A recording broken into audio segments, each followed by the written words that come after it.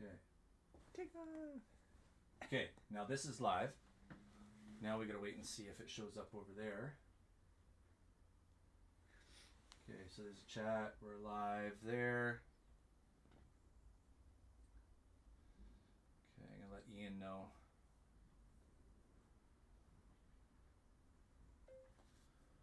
Had to start another stream, sorry. See if anybody comes over here. And I'm just going to do that. okay. Oh, that wasn't very satisfying. Okay, do this. Do that. Do that. Do that. Because that's no longer working. Now we're on this one. There we are. There we go. Okay.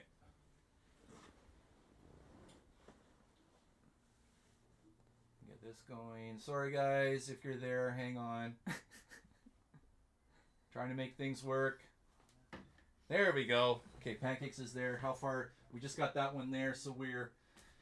Yeah, our comments are probably... Hey, Kitty Kitty. Oh, no, Kitty Kitty just joined here. Okay, good. Okay, I gotta turn the volume down on this so that we don't get ourselves confused. Okay. All right, guys, sorry about that. Sorry about the technical difficulties there. Mike, hey, how's it going? Rico, how's it going? Ian's here. Ian. So, yeah, guys, thanks for joining us. Thanks for finding the correct stream. I broke the old stream. I guess I crossed the streams. I don't know. Anyways, we have Tracy from Tracy's Nomadic Adventures on Instagram. Are you getting into YouTube at all? Not yet. Okay. Not yet. Okay. We'll see. Time will tell. Time will tell. And quickly, Ian, I'm going to get you to give me a quick feedback on how the sound is doing. I'll put the mic closer to Tracy because Tracy's not as loud as I am. How come I can still hear that? I don't know. Oh, because I got the stereo on. Okay, let's turn some stuff off. There we go. We sat around for a while and then all of a sudden it was like go time and it just crashed. Right? Everything crashed. Okay, sound is good. Yeah, we're sitting here just BSing for a while and I guess we should go live and it didn't work. Corey's here. Hey Corey, how's it going? Hope you're doing well. Good to see you. Even if it is digitally. That's great. That's right, Mike. Never cross the streams. Okay, so that's about how much of a lag we are. So we should be able to keep up with the questions pretty good. I also have Ian and Corey. Feel free to do it as well because you are my other moderator. Thank you to my moderators, both Ian and Corey. Should Tracy and I happen to miss any questions, send me a message or keep repeating it in the chat. Move the mic a little closer to me. Oh wow! But I'm the loud guy. Okay. I'll go about there. We'll have to do the lean thing. We'll do the lean thing, like they do on Conan or which no, who's the other guy? I don't know. So you got a new movie coming out. Anyways, what do we got? We got 11 people in here. I think everybody who is who's in here knows who Tracy is. Oh wait. William Hutchison. This is Tracy. Tracy's Nomadic Adventures on Instagram. And she is also one of the OG mixed nuts here on Vancouver Island. And the reason why I have her on the show tonight, on the channel tonight, is because she's a full-time nomad. She's just made the leap into full-time nomadism hood something, the nomadic life. So I wanted to get her on here and have some folks ask her some questions. And I've got a bunch of questions that were already sent to me. And that's the main focus for tonight. Oh, wow. We'll get to learn about Tracy. We'll have a couple of giveaways too. And looked but didn't find Tracy's Instagram. So Tracy Nomad Adventure. Nomad Adventure. Hey Kirk. Hello. Oh, Jonas is here. Jonas is here hey, too. Jonas, how's it going, buddy? Cool. I should maybe one of the mods can put a link. I don't know if you can link Instagram handle down there, but maybe they'll look into that for that. Oh, Val's all over it. Way to go, Keener. She's my mom. That's funny. She's your mom. I look at her like my little sister. Oh, really? So weird. So that means you're my mom? I don't know. All right. No, that's impossible. No. Yeah, okay. Oh, there we go.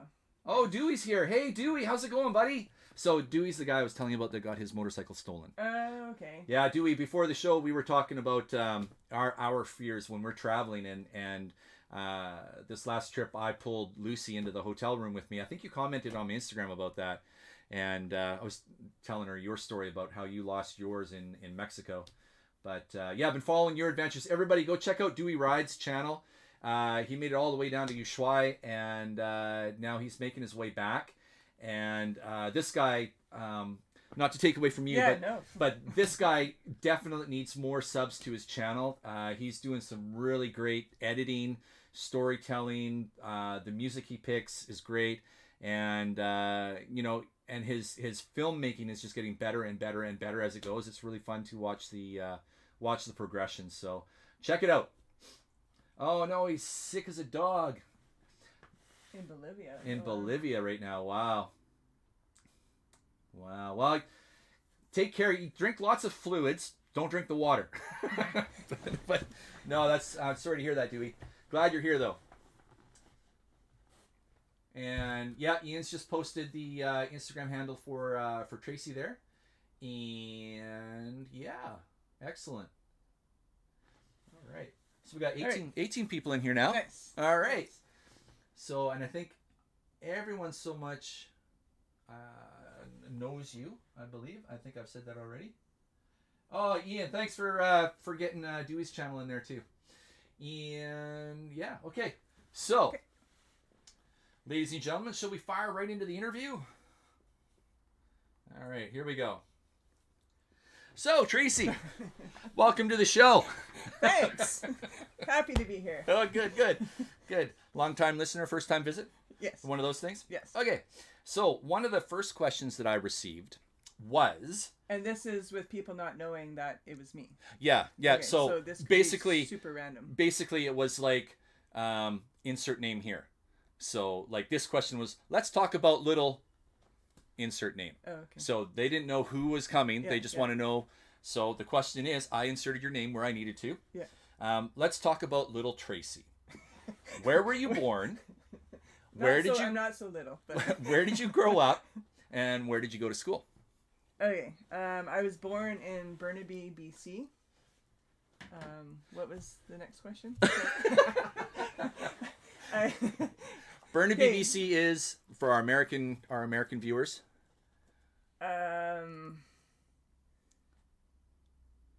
Say I don't know how to reference where.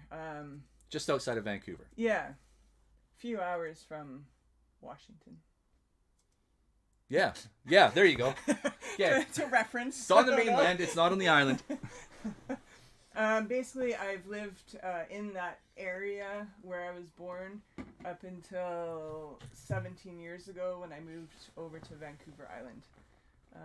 I unfortunately can't list all the schools I went to because I went to several. But I graduated from Port Moody Senior Secondary. Cool. And then I went to Douglas College and BCIT. Douglas College and BCIT. I didn't know that. So what did you study in college? Business. Oh, yeah? Yeah. And same in BCIT? Did you continue with that in BCIT? BCIT, I went for international trade and transportation. Oh, wow. So and now logistics, look at you. Now you're traveling internationally. Yes. It kind of comes in handy, but... Yeah. School doesn't teach you how to live on your motorcycle. No, not at all. So born in Burnaby and basically grew up around that whole area and those schools you listed. Excellent. Next question we had was, at what age were you when you first realized you liked motorcycles? When did the motorcycle bug bite you? 3 years ago.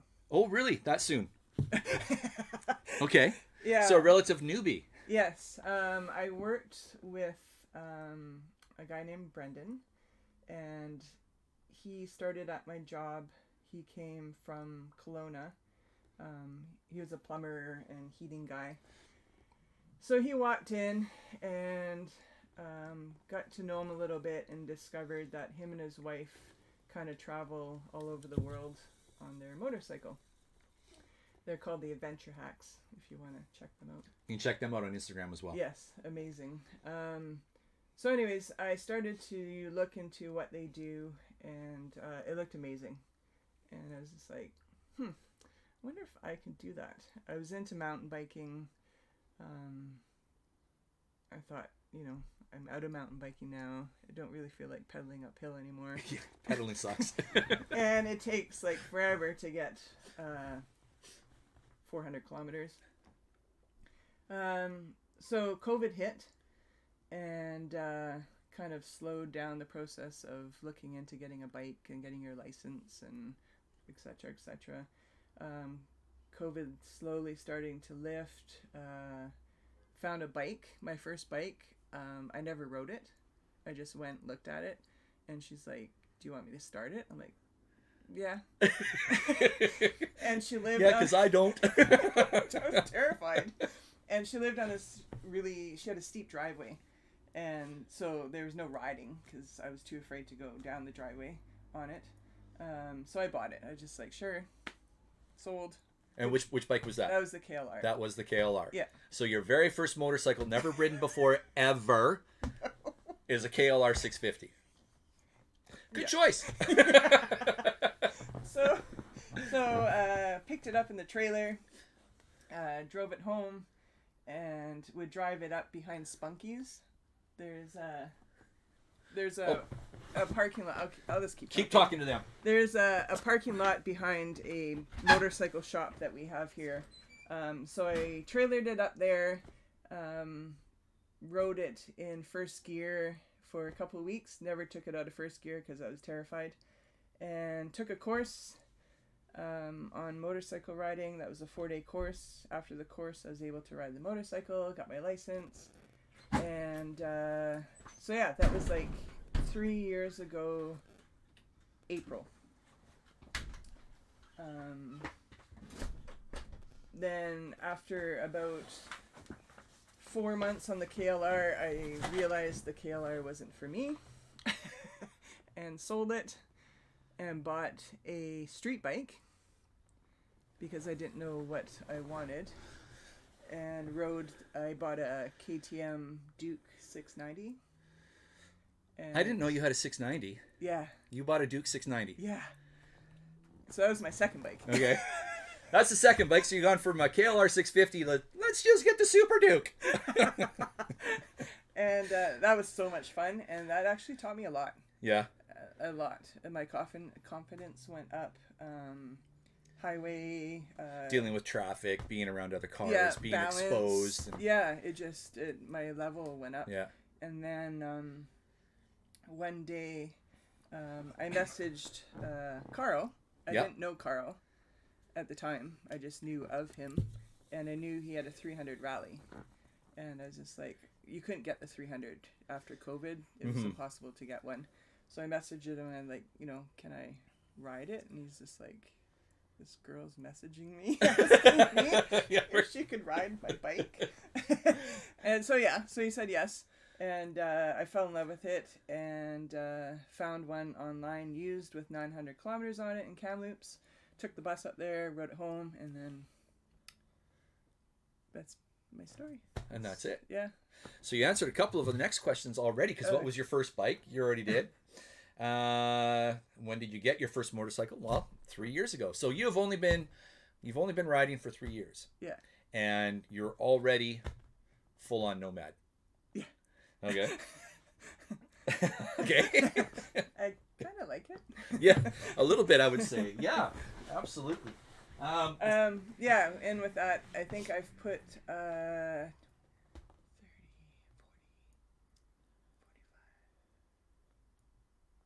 probably in 3 years, I've put 50,000 kilometers On the little Honda. on bikes. Oh, on bikes in In total. total. Oh, okay. Yeah. That's pretty good. Yeah. You're not sitting at home. No. That's for sure. Matt's probably gone. He just wanted to pop in and say hi. Make sure your friend doesn't die. Just catching up on some of these quickly before I go into my others. But I think that was about it. Okay, hi Matt. Bye Matt. All right. Good. So we're at that. Okay, so what are you riding now? I am riding a DR650. DR650. Yes. Okay.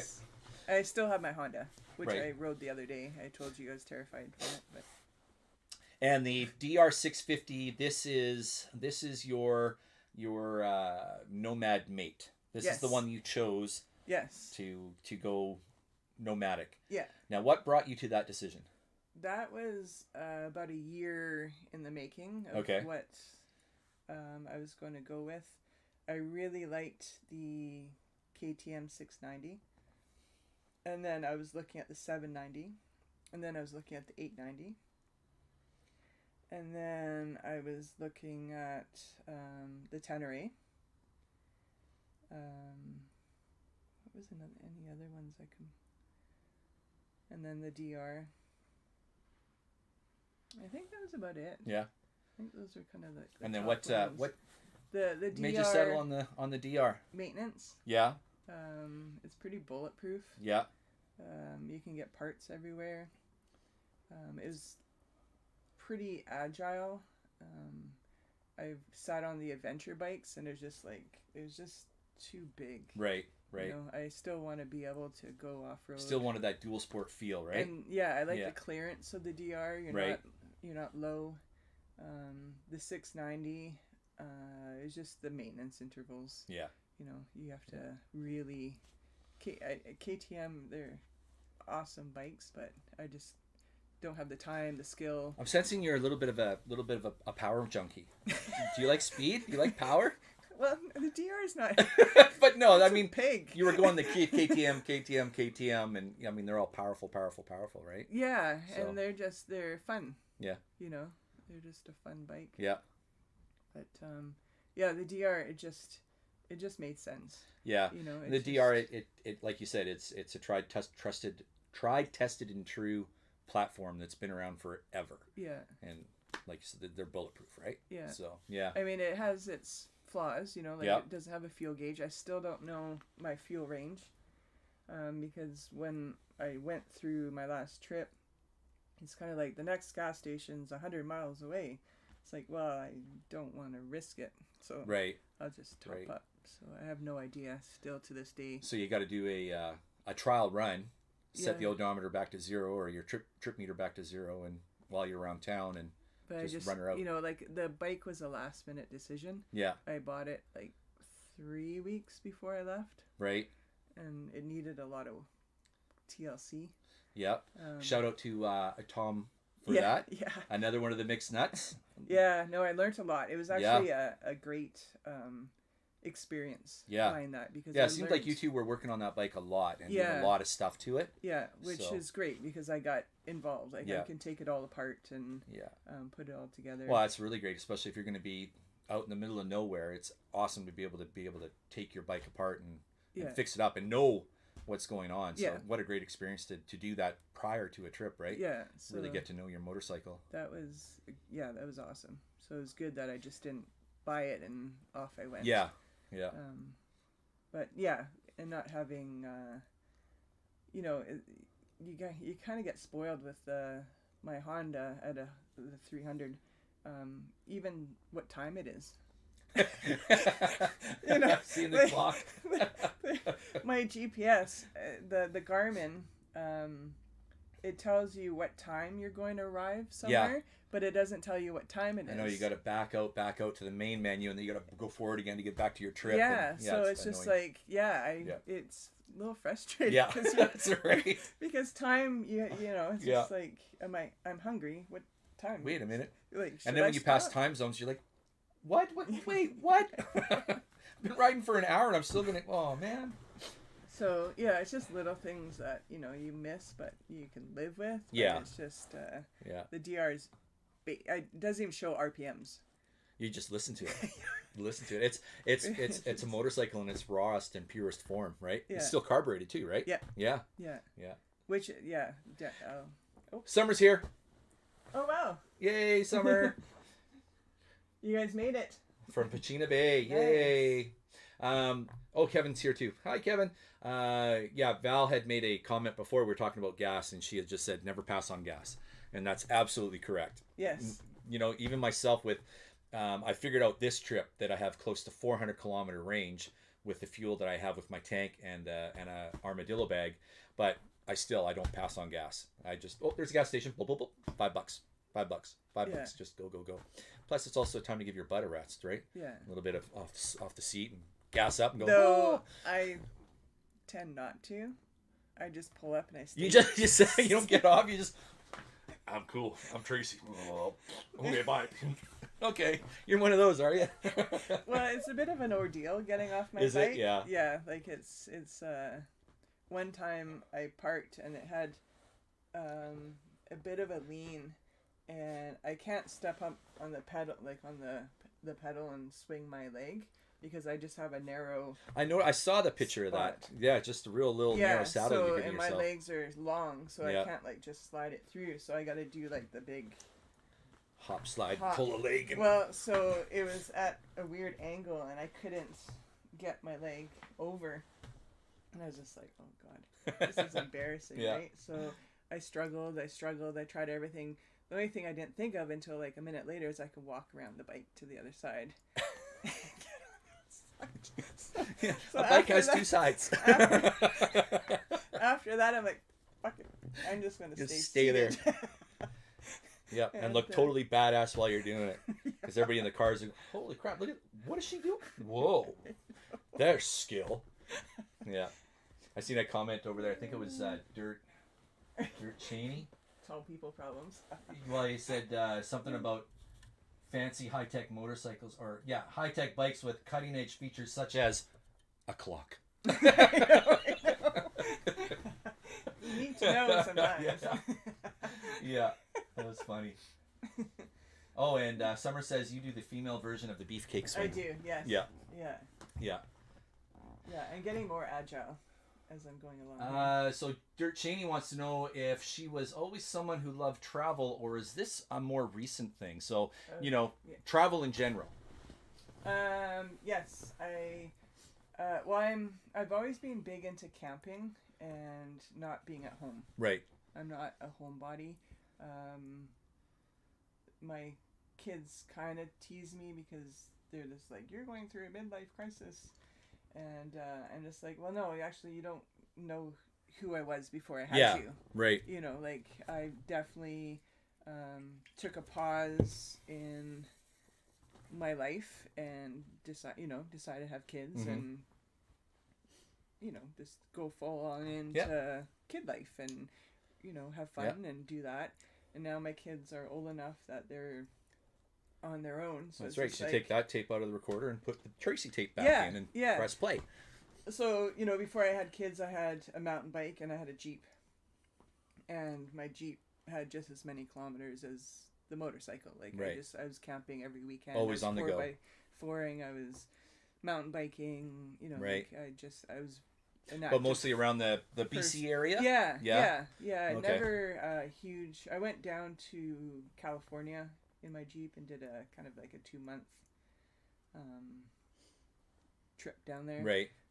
I didn't have a job. I had time. So I went down there.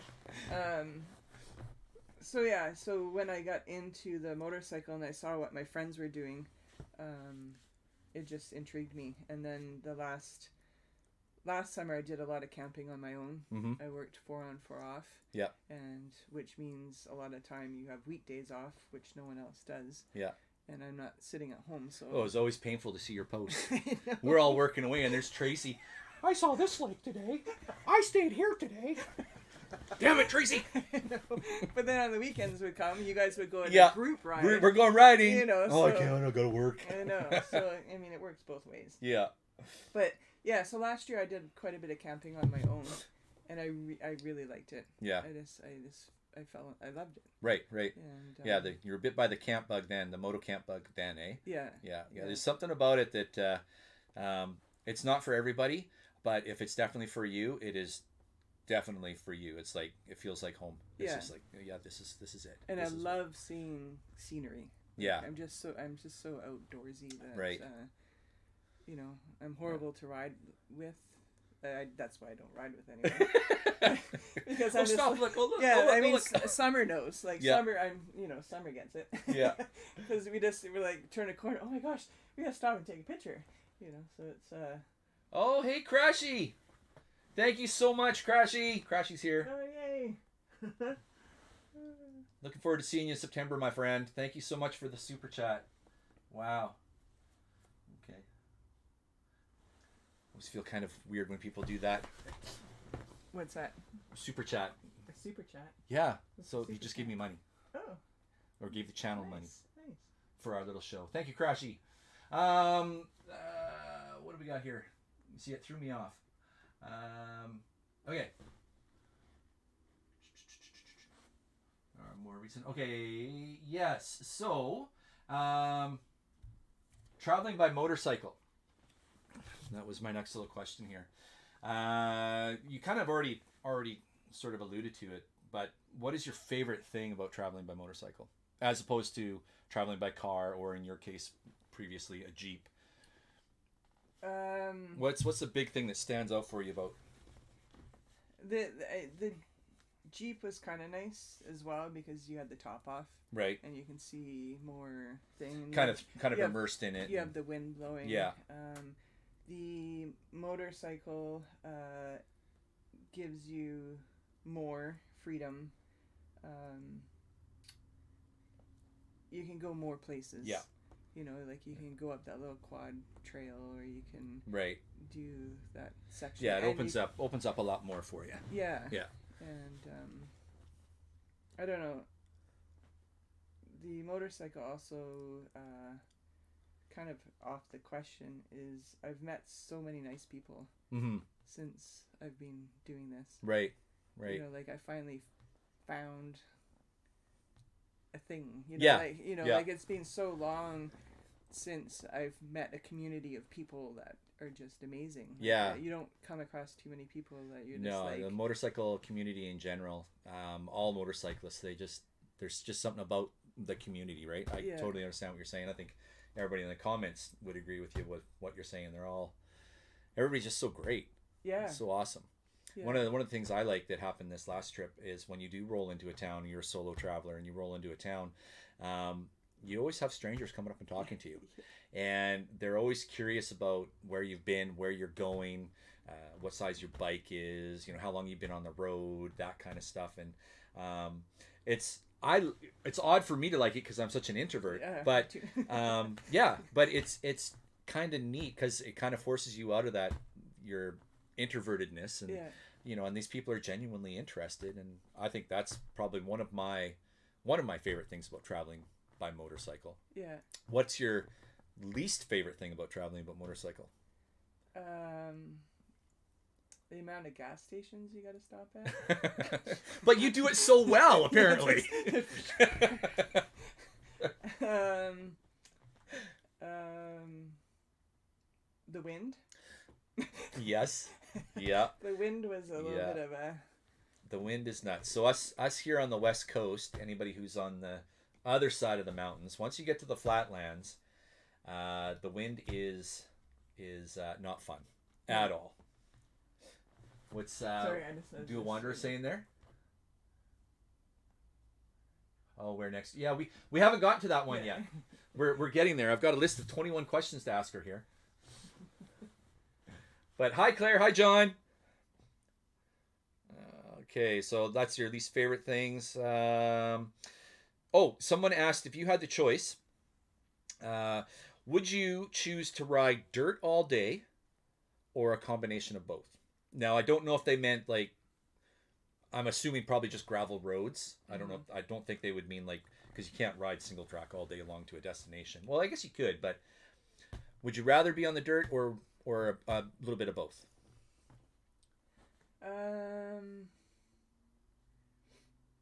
It really depends on where I am, I think. Yeah.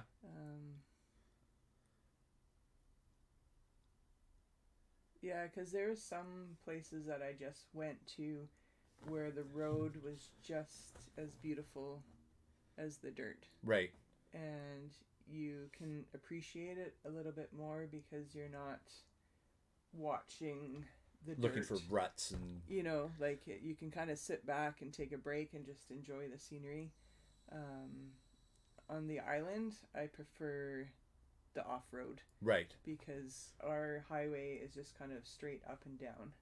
And it's very boring. You know, once you've done it once or twice or 3 times, it's just like, yeah, I've done that highway. Yeah.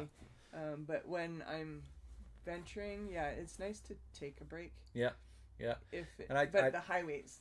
I noticed that with some of the roads that I was on this last trip as well. That, like you're saying, some of these tertiary, even forgotten roads that are paved, there's no one on them, but the scenery is so beautiful, and you're wondering, why aren't there people here? Yeah. And you're just cruising along. I personally would rather be on the dirt 9 times out of 10, but when you do come across those roads, it's like, yeah, this is great. This is perfect. But I 100% agree with the island.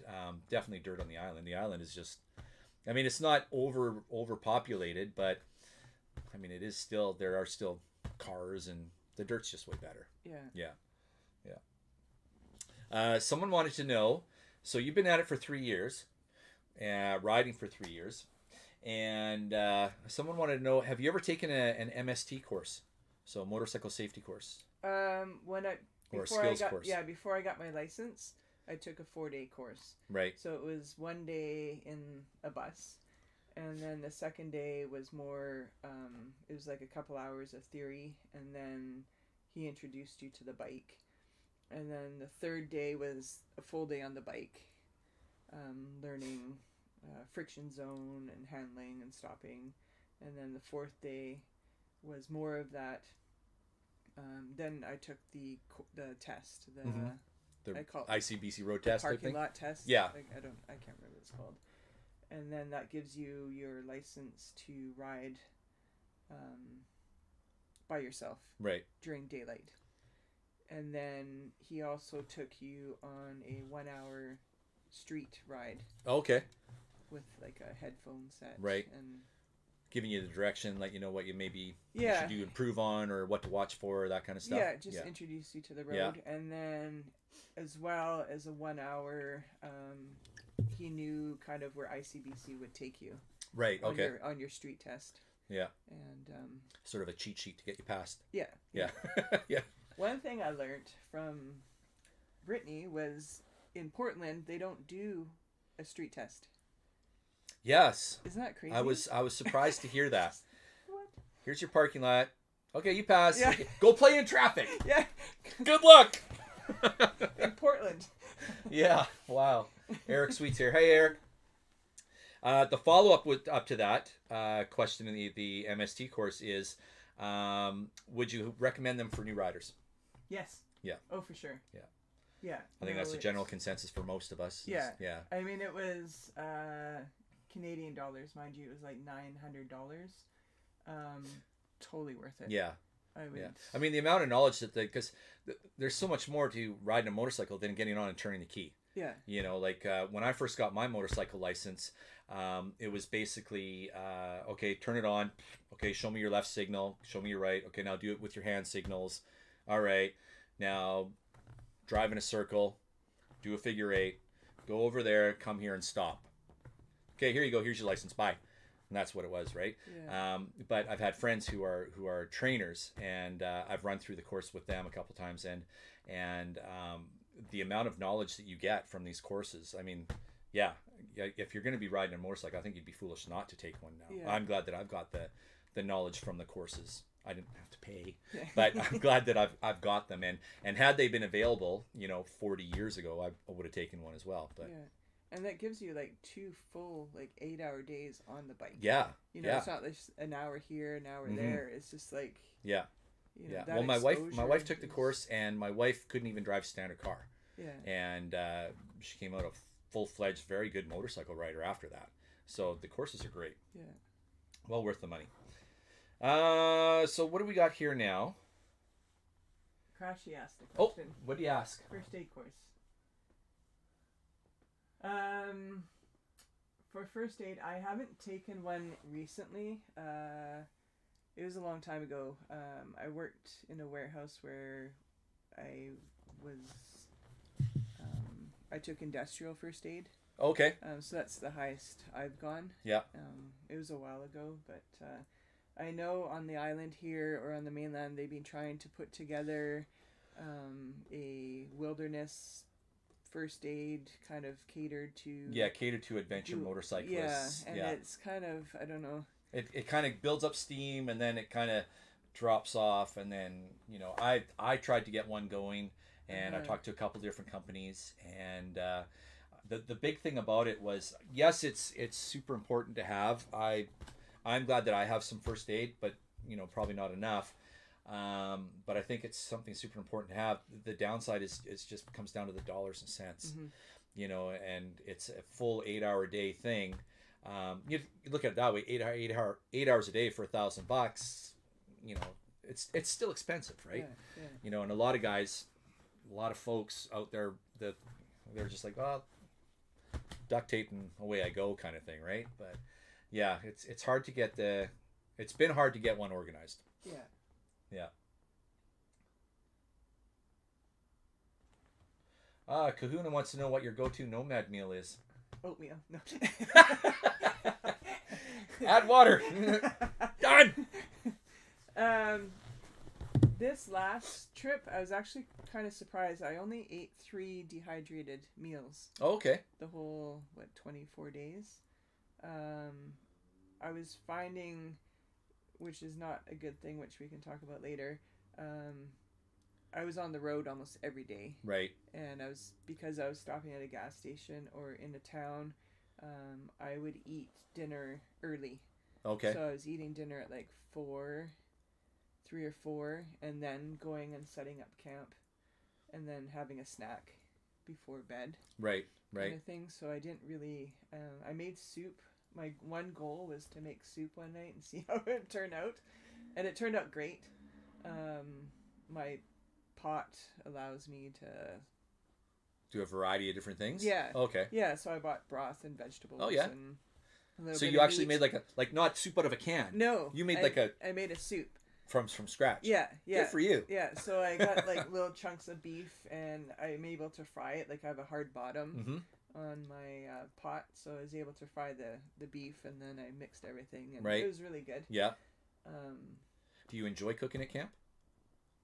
Not my last trip that I just went through. No. Because I was just riding so long during the day. Okay. That when I got to camp, by the time I'd get up at 5 in the morning, and I was setting up camp at like 6 at night, and I was in bed by 8. Yeah. 8:30. So sometimes you don't really want to bring out your whole kitchen. No, that's right. Yeah. And yeah. Yeah. So it was later, not, Dewey. It was not. Oh, Dirt Cheney's going to bye, Dirt. It wasn't what I had thought I was going to do, but. Right. You know. I'm super impressed that you made soup from scratch. That's pretty awesome. Yeah, it was my one goal. Yeah, that's pretty awesome. I'm gonna what are we? We're being at it almost a half hour. Let's do a giveaway. I need to get rid of this page. What should we give away, Tracy? I don't know what you got. Well, we can give away. I'm gonna pull up the screen here, and chocolate bar. Oh yes. We got to go to this one. Pardon me. So, we can give away a sticker pack. We can give away a t-shirt. We can give away a Critter Moto hoodie. Or we can give away one admission to Get Lost Find Yourself 24. What? What? Wow. That's right. So there's, in case these guys didn't hear that, we do have an admission that we're going to be giving away for Get Lost Find Yourself tonight. Let's start with a T-shirt. So, !Moto to enter for one of my designs on the Critter Moto website. Start that giveaway now. And is it running? There it is. !Moto to get in. !Moto. Yeah, okay. Looks like it's working. Is it working? Yep. Okay, good. All right. So what other questions do we have here? So you alluded to the, because we started talking about it, I can put the questions aside, and the long days of travel, right? So, I mean, we were talking before we started and talking about travel lengths during the day, distance traveled, that kind of stuff. What, on your experience now of your 24 days on the road?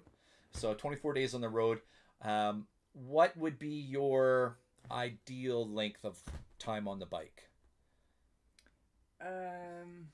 Each day. Each day.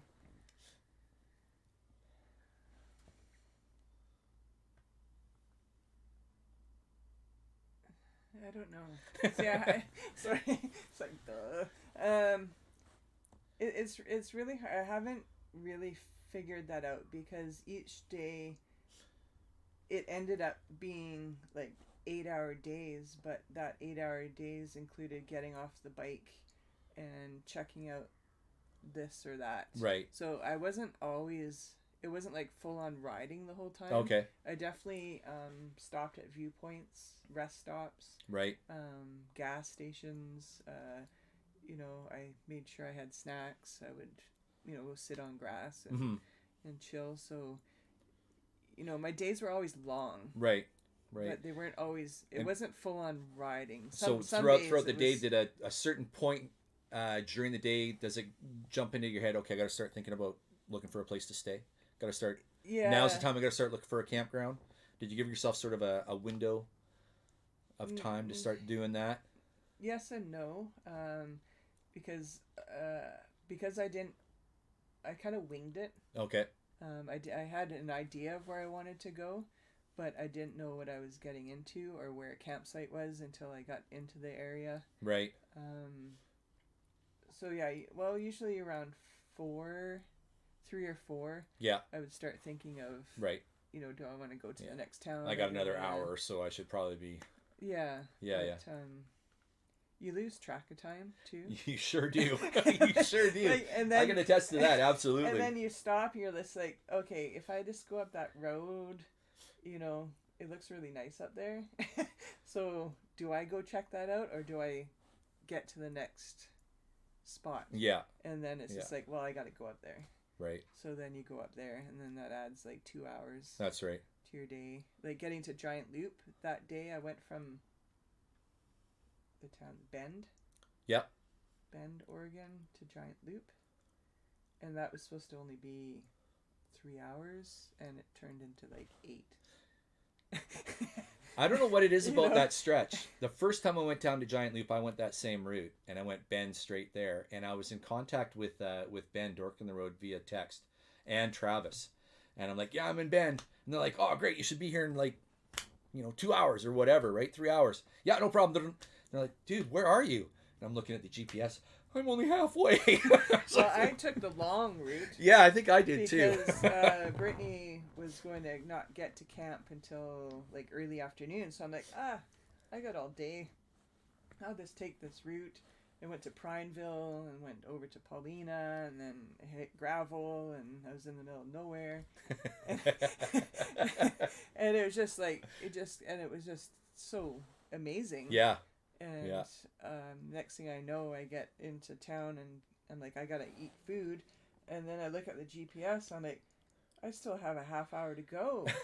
I'm like, I'm done. Yeah. Like, and then I get to camp and they're just like, they're pointing, they're like, there's a rainstorm. I'm like, we gotta set up right now. Hurry up. It's just like, no, I just want to. Yeah. Crazy. In your 24 days, what was your sort of longest stretch without a rest day?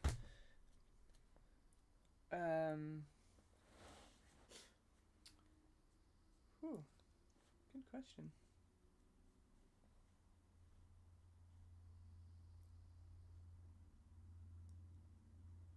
Like 4 days? So about 4 days of travel, and then Yeah. a rest yeah, day. I'd say And 4 days. yeah,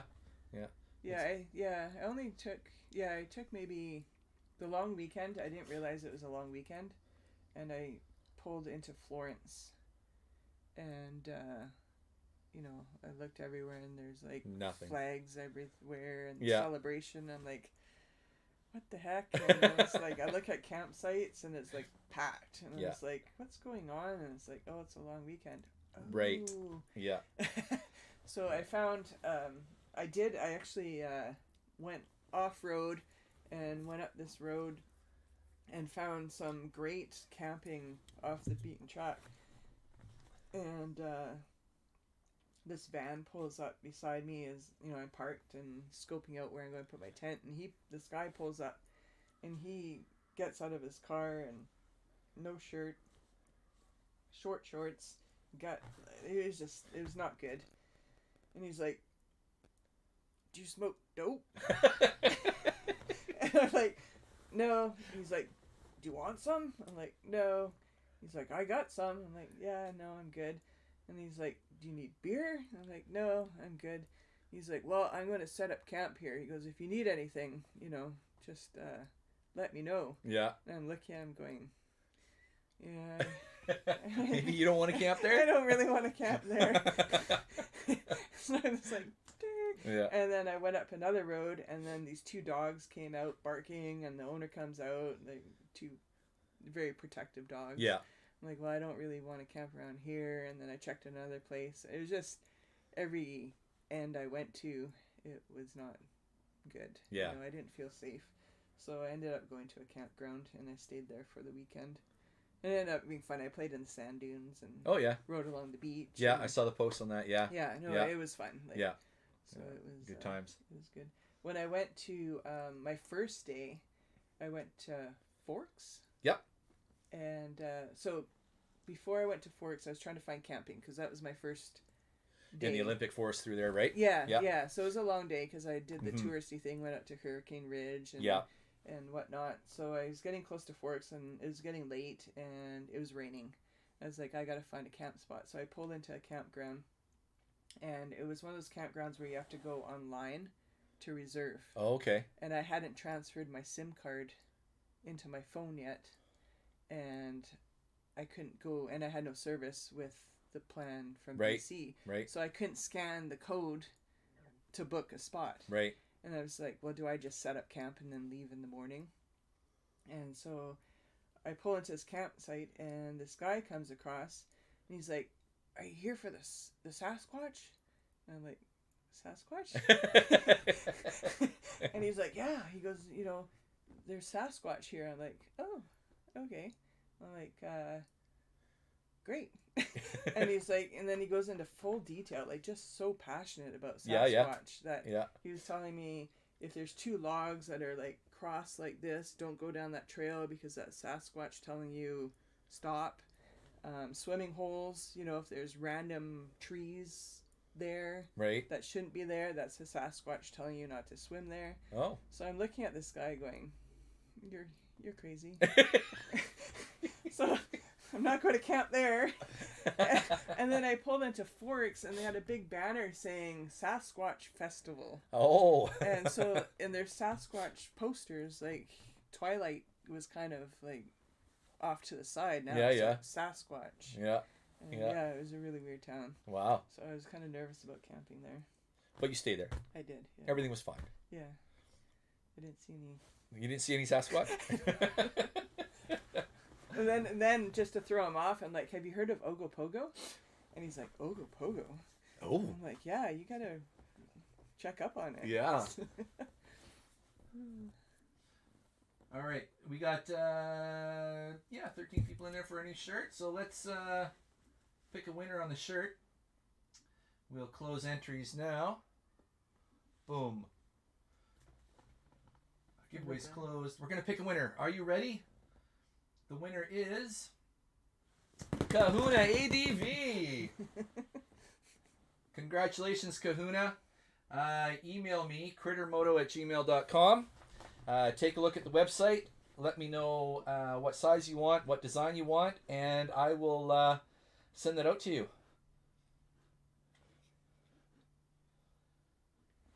Yeah. Nice. Just exactly what Ian put there, motorcycles and pancakes. Do all that, and away we go, Kahuna.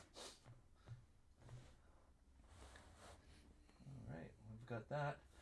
Oh, who did that? Wait.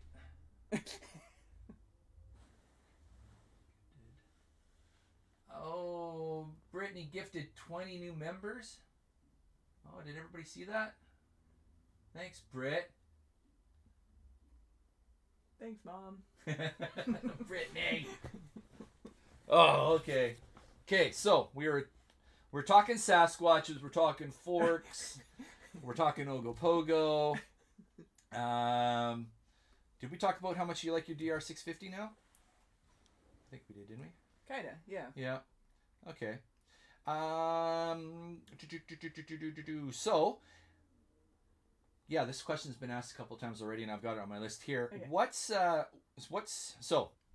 To preface this, you're full on nomad now, and you have a small space left here in town that has your stuff, basically.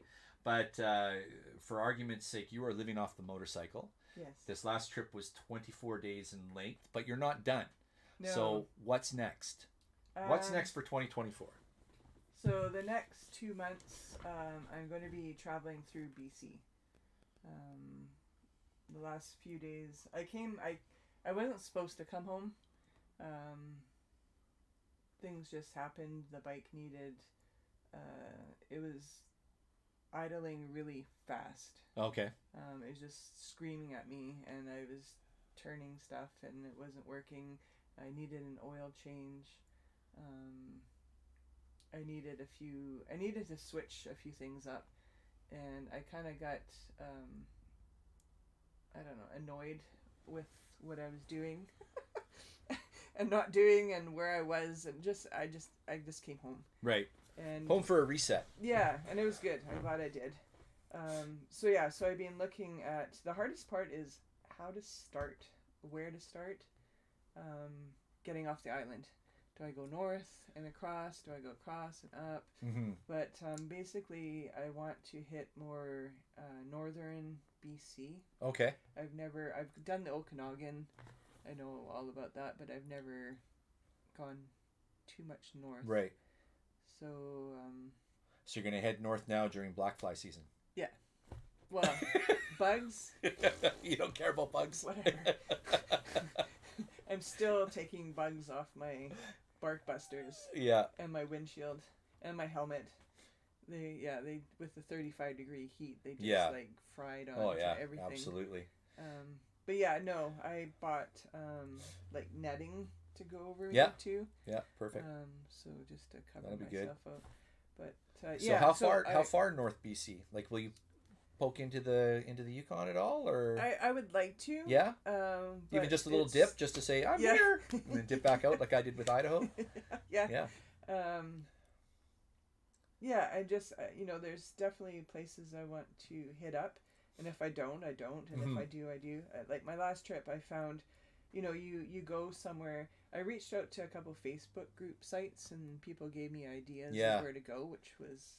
That's a really smart thing to do. I was already home when I saw that post of yours, that you would hit up the Idaho group. Yeah. And they gave you all the, and I'm like, why didn't I think of that? The guy, I talked to him on the phone. Yeah. For like 45 minutes. Yeah, I could have done that on my ride home. He brought out his map book. We almost had the same map book. Like, I think his edition was a little bit older, and he worked with me on a route. Yeah. And at one point, I was just like, because there was a sign saying no vehicle passengers allowed. Like, right. Like, it was just not a good road. I'm like, God, what am I getting myself into? Trusting some stranger. Right. It was just unbelievable. Yeah. Where he sent me. Like, yeah, what a great idea. It was just so cool. Yeah. Kind of goes back to what we were talking earlier about the people in the motorcycle community, right? Yeah. Just willing to jump out there and, oh yeah, you got to do this and this and this. Oh and yeah, this and then this he and... even touched base like 2 days later to make sure I'm okay. Oh wow. Because you don't have cell phones. He's like, you know, I just want to make sure you make it, and so you know, with that, how that happened, you kind of have to leave plans up to, you know. Mm-hmm. I don't want to plan everything. Yeah, you can't have anything so rigid that, you know, you can't deviate from it a little bit, right? Yeah, so, yeah. Because it always changes. Yeah. Even today, plans today changed. Yeah. Like they always change. It just you just got to go with it. Go with the flow, right? So yeah. Today I forced myself to do nothing, which was hard. Ian wants to know: have you ever been woken up by a drone flying over your tent? Oh. No. I wonder why Ian's asking that. Yeah, I don't know. I wasn't woken up. Owen was here. Speaking of northern BC, nice. Yes. Owen's way up there. Sorry, Owen, I didn't see you earlier to say hi, but thanks for stopping by. Enjoy the rest of your trip. Love the photos and the videos. Yes. It's amazing. Yeah. Yeah, that's pretty cool that he's doing that. Yeah, that's a pretty good trip that Owen's on, up to the Yukon and back. That's pretty wild. So the one silly thing that I didn't do on my trip is video, really, any of it. Not even on your phone? I Like took little phone pictures. videos? Pictures, but no phone video? I had my 360. Uh-huh. It didn't come out once. Really? GoPro, I Yep. used maybe 3 hours. Oh, wow. Yeah, so Okay. I was a little disappointed with myself. So YouTube's not in the plans then. Not for you. I'd like to. Like, I'm fully set up. And, and today I worked on the videos that I did take. I think I need to spend time on it. Speaking from the video thing, it's a whole nother element of work and responsibility, and it's just another thing that can take away from a trip. Yeah. Right. Another thing that needs to get done, if you will, or whatever. But and it'll make you if you get right into it, it can like Ian and I, we were the three of us, Ian, myself, and Papa Cakes, were almost 3 hours on Little Tail of the Dragon. Just this one stretch of road. 3 hours on one stretch of road, right? So it just depends on how bad you want to get into the videoing, right? Yeah. But yeah, I'm surprised you didn't even take like little clips on your phone and stuff like that. I know. I'm just start doing little clips on your phone so you can make reels and make them into reels on Instagram. Yeah. Because some places were like the Leslie Gulch. Oh my yes. gosh, that was so beautiful. Yeah, I was kicking myself in the ass that, you know, because after Giant Loop, you went this way, I went that way, and afterwards, having seen the pictures, I'm like, I should have just followed her. Yeah. I should have gone with her. Yeah. You know? Didn't have to stay in a hotel room. Yeah, exactly, right? I mean, it rained that night, but I got up in the morning and it was raining, and then all of a sudden it just like cleared up. I'm like, I'm packing up. Yeah. I'm going. Yeah. Time to go. Let's go. Yeah. Oh, but yeah, I got to get down there and check that out. That was one of our, my plans to go and probably spend another 3, 5, 6 hours filming down there, right? But it's just, I'm so glad I did that. It was unbelievable. Yeah. Yeah, Idaho or southern Idaho is just, I'd like to spend more time down there. Beautiful. I thought it was just potatoes. My ADV 360, you're absolutely right. Sometimes being behind the camera takes away from the experience, and there's lots of times when I'm on my trips and riding that I won't film a thing just because I want to enjoy the moment. And it looks like Valkyrie's offering to be your roadie and film everything behind you. Yes. Yeah. So there you go. Get a bigger bike. Yeah.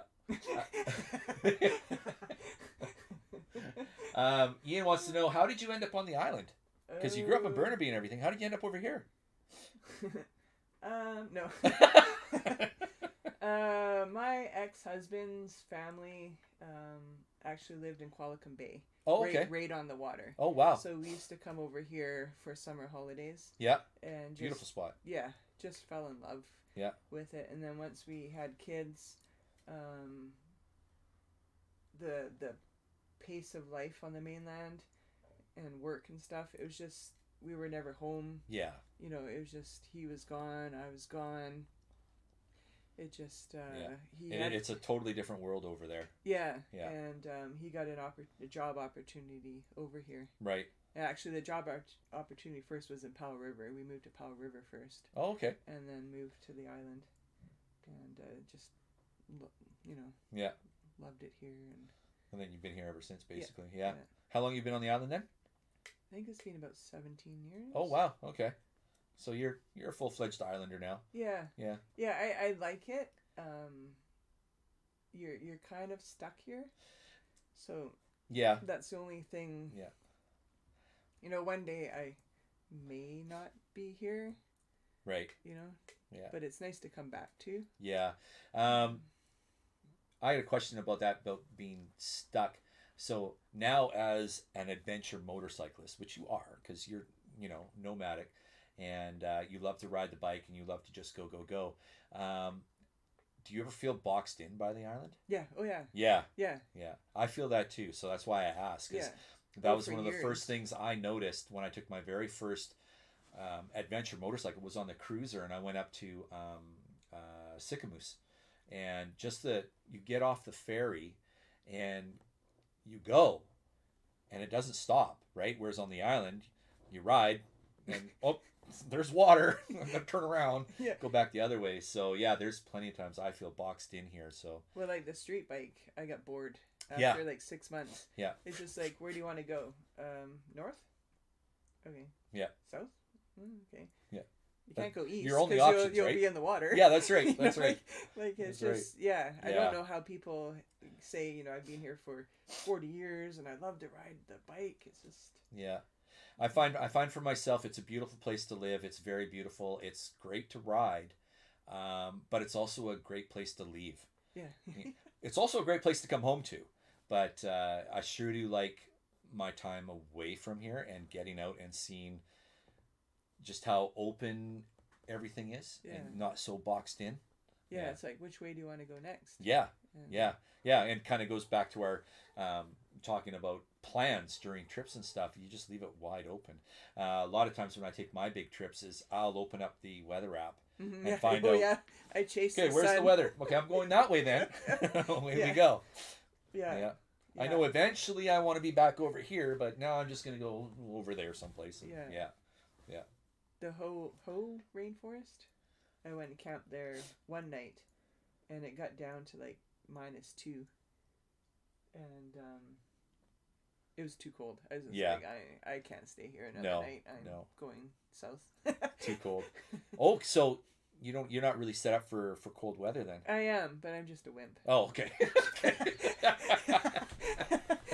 Okay. I don't like to get out. Actually, I should know that because of you and the fires at Get Lost last year.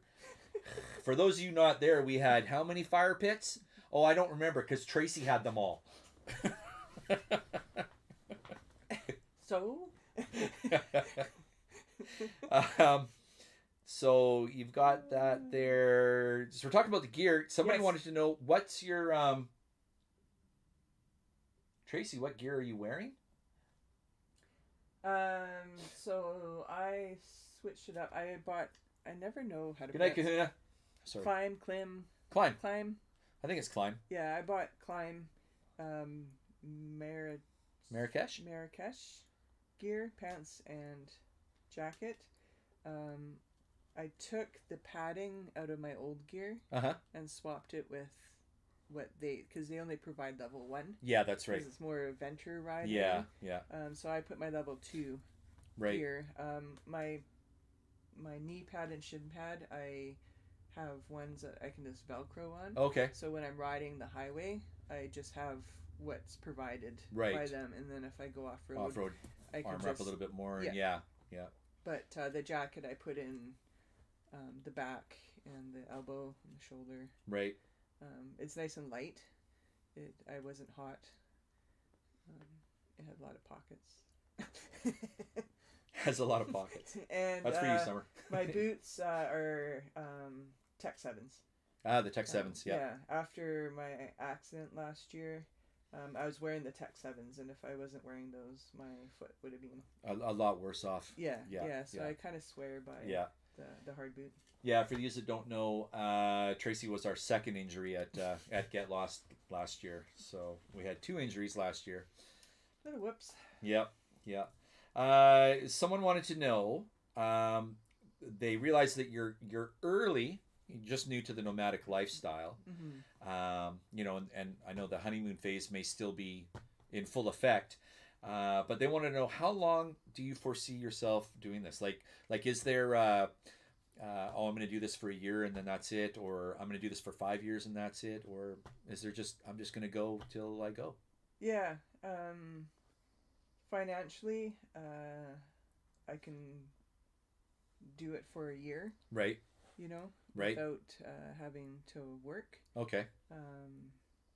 So you've saved sort of a bankroll to be able to fund this then. Yeah. Yeah. Yeah. This last trip, I knew when I did the Oregon part of it was a bit of a splurge. Okay. You know, like I did the sand dunes. Right. And yeah. Paid for camping. Right. And then when I left Giant Loop, then I cut back. You know, no more paid camping. Food was a little bit different. You know, I didn't splurge on dinners and stuff. You were sitting outside restaurants with your helmet upside down. Spare change. Just different mindset. Yeah. Yeah. Kind of preparing myself for this next part. Right. So, but you know, what you think will last a year might not last a year. You know, like you don't know. Yeah. And then I don't know what's going to come of this. You know, like, am I going to find something I want to do? You just, you know, it's just kind of open-ended. Right. So you've basically given yourself permission to just have an open year to just be Tracy. Yeah. And definitely, you know, follow the sun. You know, I might end up in the Baja. Yeah, right. Yeah, sure. I met a family on the way over to Washington. They live in Utah, and they invited me down to their place, actually, from this previous, after Giant Loop. Oh, okay. I did consider going down, and a super nice family. They're like, yeah, you can stay with us, and we'll go down to Moab, and oh, wow. Yeah, it was just, they gave me their phone number and just said, you know, anytime message. I met another couple, same thing. They're like, you know, you can come stay with us. I've met a few people who are just like, just come down. Wow. And I was just like, wow. Jeez. Take them up on it. I'm super horrible for that. I have people offering all the time. Even when I came back, I had people saying, you know, the rain's here, you can come stay at my place, and I need to take them up on the offers. I need to do that more, and I think it would just really add to the experience. For whatever reason, I don't.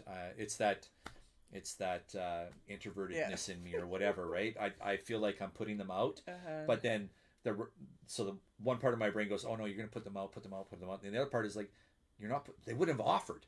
You know, so you should go. You should go. So, and you know, as I build more of a sort of a social presence, meeting all these people that are following my journeys and stuff, I think it's been really fun, and I need to do that more and hang out.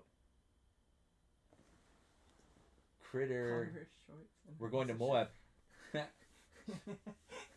Nice. Converse shorts and a muscle shirt for. Hey, small man's in here. Excellent. Okay, so what do we have now? So that's your plans. Pretty open-ended. 2024, going north till you run out of road, basically, or So any plans to pop into Alberta or anything, or just gonna stay all BC for now? Stay all BC. I do have a friend in Edmonton that keeps saying, come on out, right, and we'll play here, blah, blah, blah, but I don't know. My plan is to get back to the island for Get Lost. Okay.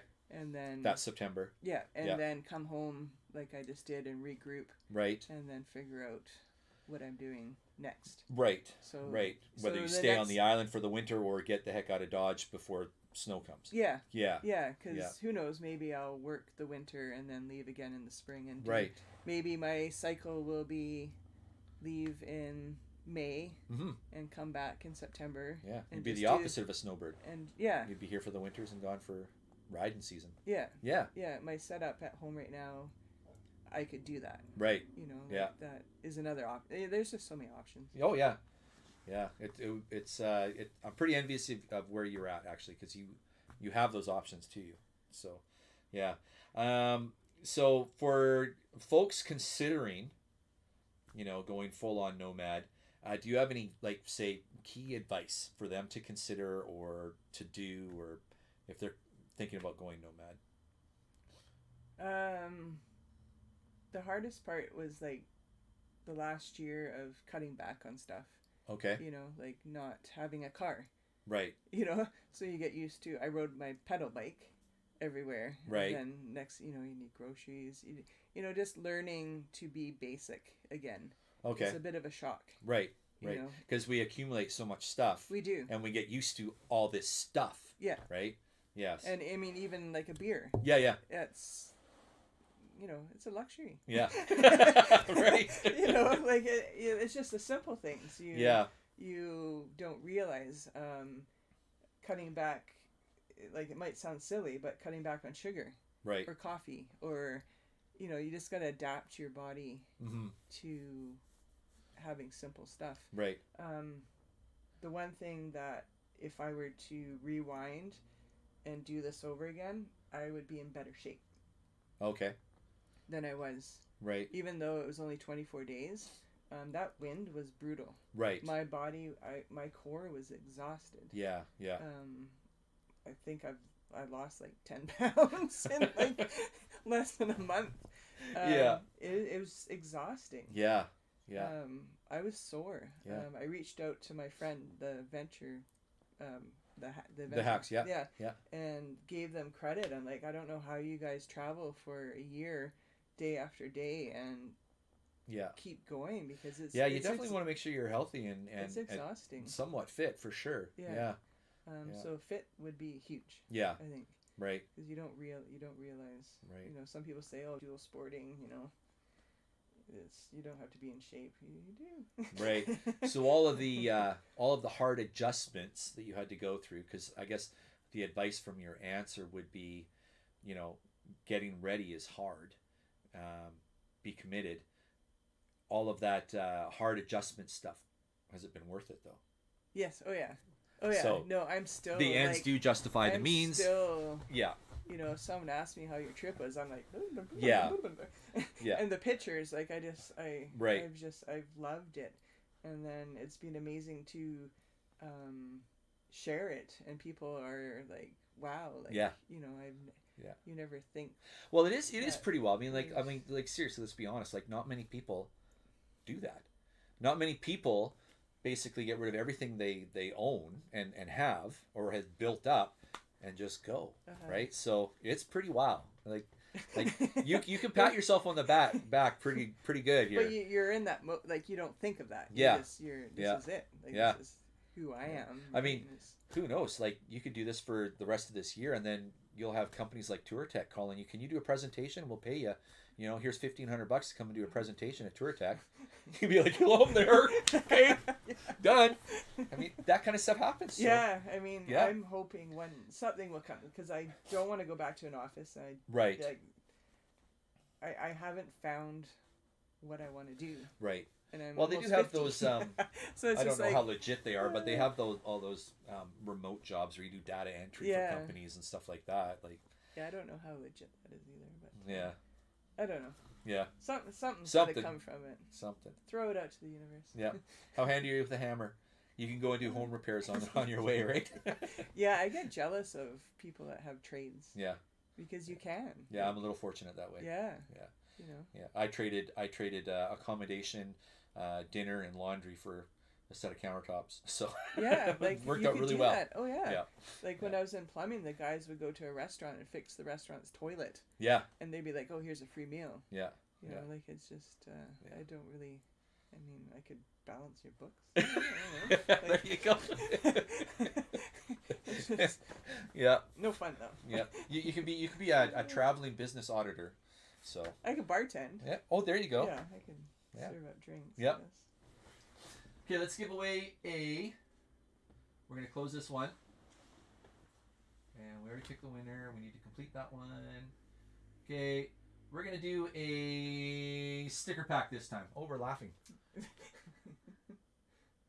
Starting the giveaway. Okay, exclamation point Moto for anybody who wants a great sticker pack. I do have some new ones that have been added to the list. One of Carl's that says, "Don't follow me, I do stupid things." And we have new Up Every Road stickers that'll be going on in the sticker pack. And we have some Valkyrie stickers here. These are just some of the new ones I got. They're in here someplace. Oh, they're there. But Valkyrie, I got Motorcycles Pancakes. I got stickers. Ask anybody, I give good stickers. Okay, Dirty Destination said there's always a place available for you on where he's at. Nice. Thank you. Burnaby, I think he is. He's another Burnaby boy. Oh. Yeah. Okay. Yeah. Okay. I could have used that last week. Yeah. I know. I made the ferry with 5 minutes to spare. Yeah. I did the same thing. Eric Christensen offered a room to me on my way home, and I did the same thing. I pulled 700 plus Ks on the way home, and I felt really bad because Eric is a super great dude. He gave me this. Critter Moto Get Lost Find Yourself 2023. I haven't ever used it because I cherish it. Yeah. It just sits there, right? But yeah, great guy, super nice to talk to. Really enjoy his son. And they put the offer out to me, and I never took it, and I should have. It's another one of those things, right? Like, you got to do that. You got to take these things. Take them up. Dirty Destination says, anyone passing through Burnaby. Okay, everybody in the chat, let's all go to Burnaby. Yeah.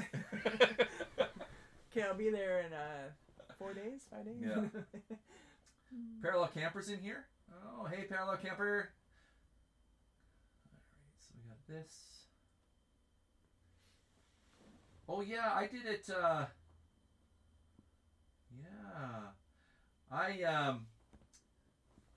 If you look in the chat here, so Dennis Larson received 1 ticket,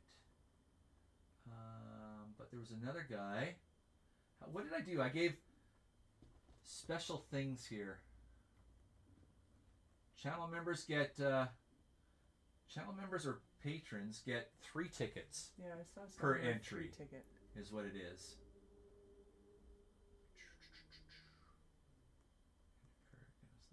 Yeah. So just regular viewers get 1 ticket. A channel members, thank you, Ian. Channel members, if you're a channel member, you get 3 entries. 3 tickets per entry. So it increases your odds of getting really cool sticker packs or a really cool Critter More t-shirt.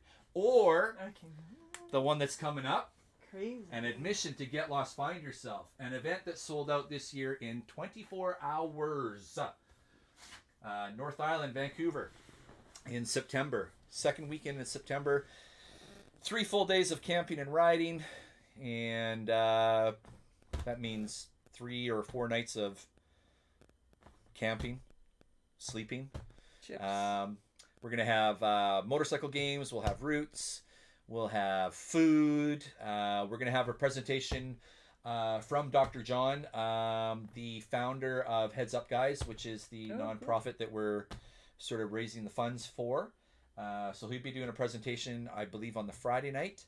And there'll be a couple of special announcements happening on probably the Friday night. A couple of things going on. And Ian's right. Absolutely best motor camp rally adventure of the year. Thank you, Ian. So yeah, we have one of those tickets coming up. And yeah, we'll see what happens. But we're not here to talk about that. We're here to talk about Tracy. So back to Tracy's questions. Oh, I'm going to open this up. Back up. All right. Let me see. Okay, so we did the advice thing. Okay, so we were talking a little bit about, finances and stuff and your savings. Mm-hmm. So in general, have you found that living off the motorcycle and traveling nomad, have you found it to be, I know you said you splurged on a few things, but have you found it in general to be cheaper, as expensive, or more expensive than you thought it would be? Because I'm assuming you say- kind of went in this with a rough budget of. Yeah, I'd say on average it was about what I was expecting. Okay. Okay. The exchange rate was a little surprising. Like, I didn't think a lot of the groceries down there are the same price Yeah. as here. Yeah. But we're paying a little bit more because of the exchange rate. That's right. Yeah. Gas in the smaller towns, yeah, it's still a bit cheaper, but it was a little bit more than I thought. Yeah. Like at Giant Loop, those gas prices were a little bit more. They're up there. Yeah. Yeah. Which I don't blame them. You know, Yeah. they're in the middle of nowhere. Our Canadian dollar right now is so poor too, right? I noticed last year when I was down, I was at every gas station going, yeah, here, I'll get your gas. I'll get your gas too. No, I'll get everybody's gas. That kind of idea, right? But this year I noticed, yeah, absolutely. The food was on par, if not at some places a little bit more expensive. Yeah. I did end up, when I got some groceries, I went to like a discount barn or whatever it was called. Dollar Barn or something. Yeah, Dollar Barn. There was one called a Box Built or Built Box or something like that, but it was just all no-name stuff, right? And unfortunately big quantities, but stupid cheap. So go to stuff like that. And but yeah, I would say in years past it probably would have been a lot cheaper than it is now. But I mean, it's nice that you haven't really had any major surprises. Yeah, right? Front tire was a little bit of a surprise. Right. I didn't think my front tire would go that quickly, but right. That was a bit sooner than I thought. Yeah. Yeah. But yeah, otherwise, yeah, I'd say it's about the same. Camping is cheaper down there. Like if I had to pay for a camp spot. Yeah. A couple times I kind of did 2 for 1. Stay 2 nights and just pay for 1. You didn't hear that here. I'll edit that out. I'll bleep that part out. Yeah. But up here, if you go say to Rath Trevor, you're looking at 40. Was it like $40 to camp? Yeah, $45. Yeah, at Rath Trevor. Where down in Utah it was $12. I know. So it was a lot cheaper if I needed to go into a campground. And then at $12, even with our exchange, we're still $15. Yeah. Right, $15 or $16, whatever it works out to be. So the days that I went into the campground were my rest days. Because right. the next day, my rest days weren't rest days. My rest days were not packing up camp and establishing moving to myself another somewhere. spot. It was just sort of staying put for a minute. And then go out on my bike for the day. Oh, okay. That was my rest day. Right. So it was a lot cheaper for that. Yeah. So yeah, I'd say it was on par. My next binge, I'm hooking up with some friends and camping in their yard. Okay. As home base because I want to go to say Pemberton. Right. And I'm going to set up camp and then do day trips for 4 days. Nothing wrong with yard camping at all. So at all. So cost savings wise, that's kind of how I'm looking at it. I find it was it's easier to find wild camping down there too, down in the States, right? A lot easier. Up here it's so hard to find wild camping. It's all private land, forest land, and hard to get to, hard to access. But the one thing that if anyone has any though if it's all Americans, the bears like going north, I'm kind of a little nervous. Are you a little about nervous? Grizzly bears. Yeah. Like Bellacoola. Yes. You know. Yeah. You will be running into grizzlies up there for sure. Yeah. So absolutely. I don't know how great it's going to be, but I bought one of those bags so you can throw your food in. It's supposed to be scent free. Yeah. I don't. Just know make sure you keep it 100 feet away from your tent. Yeah. Yeah. The rule of threes. I have bear spray. Oh, bear spray. I talked to the border when I crossed. Going up into Canada, you're allowed to bring bear spray across. Right. Bring bear spray. Right. What you are not. I'm releasing a video tomorrow on my pack out, and what you're not allowed to bring is the small pepper spray mace. Yes. Self-defense ones. Well, Derek's wife. I don't know if you heard about Heather. No. She got banned from the States. For a small thing? Yeah. Oh, really? Yeah, they got. Oh, okay. She got caught. Or yeah, not caught, but she thought it was fine. and they had to leave this Okay. back to the Yeah, because States, they consider the small ones a weapon. It's a concealed weapon. Yeah. So if you are bringing bear spray, like for those coming up to get lost, if you are bringing bear spray from the States, just make sure it's the large canister. Make sure it's a brand new one, well marked. I keep mine. It came in a neoprene side holster, and it says bear spray right on the side. And I keep it on the side of my motorcycle, and I've never had a problem. Yeah, going no, through. the lady was so laid back. And Oh, I was yeah. just like, I'm just gonna ask her. Yeah. And she's like, oh yeah, no, that's totally Yeah. fine. Yeah. Yeah. It's Good. Okay, what else we got? Okay. Where is that? Oh, so the timer went off on that. See, I set a timer this time, so I didn't forget. How smart is that?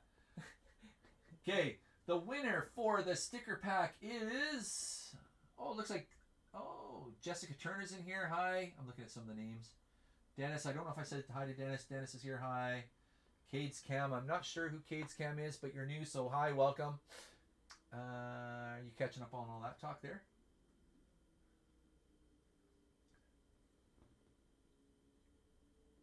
Oh, 2 bears, 3 elk, a dozen whales in the bay last night. Oh, nice. Oh, you guys suck.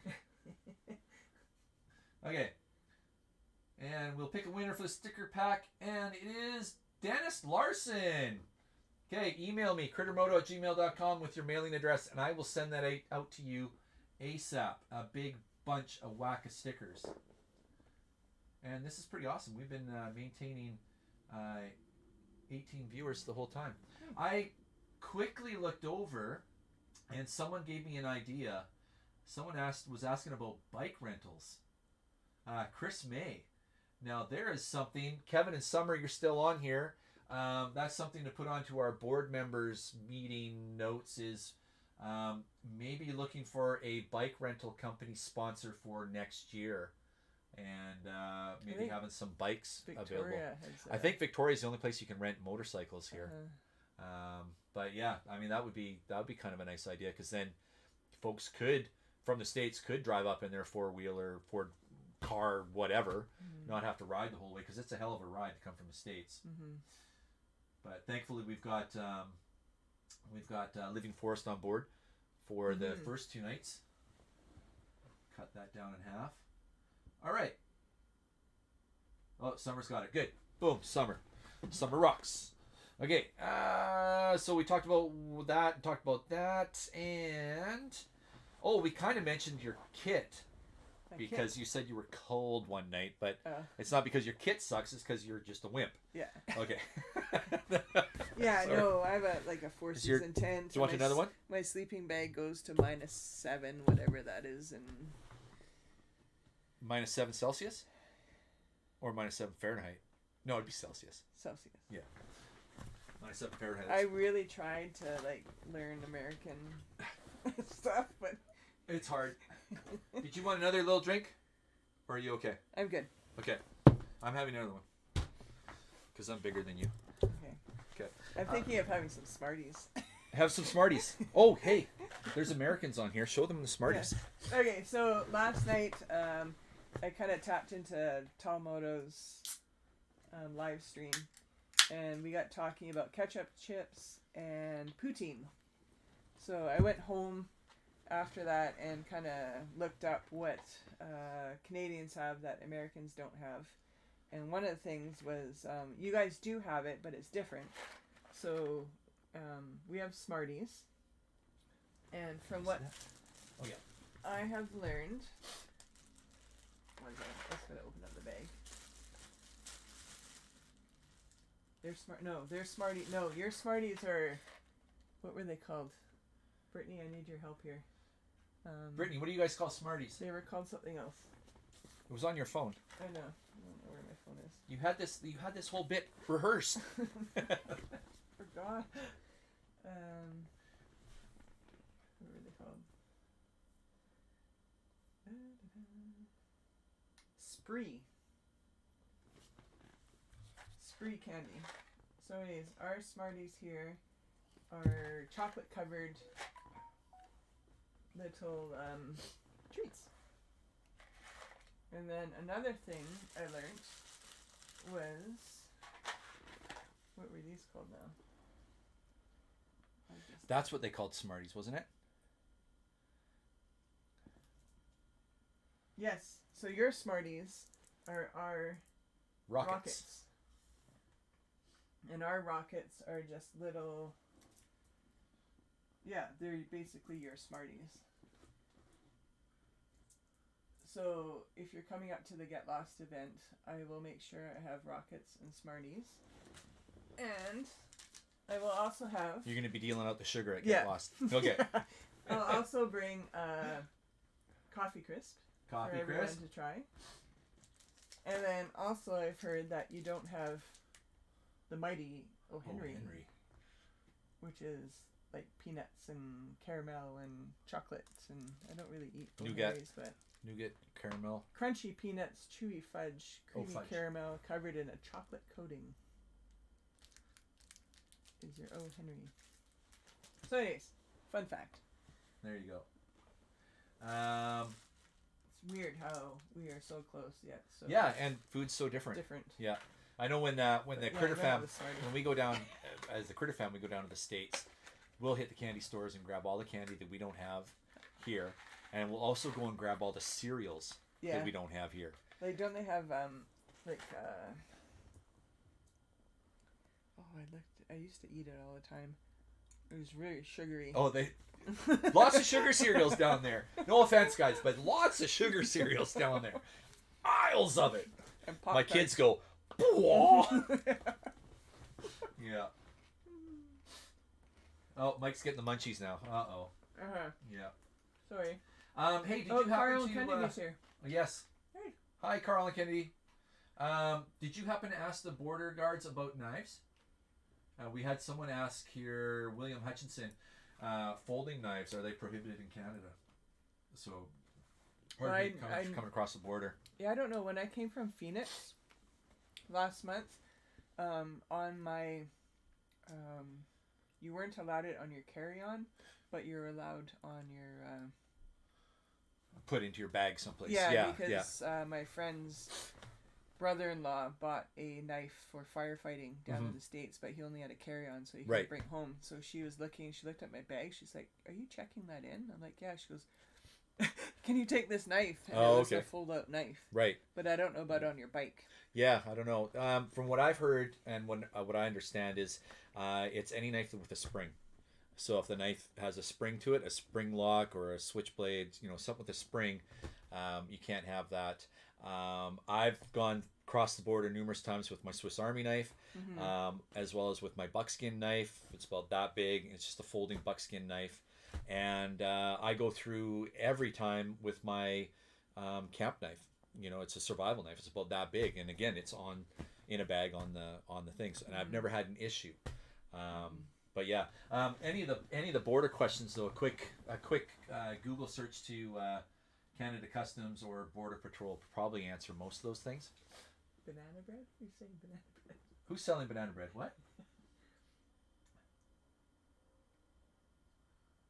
Oh, who said banana bread? Now we're all thinking banana bread. Okay, am I bringing banana bread to Get Lost as well? I might have to come home first. Yes, and bake it. Yeah. You could actually bake it right on site. Oh yeah? Yeah, sure. Why not? Summer and I are cooking dinner and breakfast. You can bake the banana bread. No? It's a bit different. Over a campfire? Sure.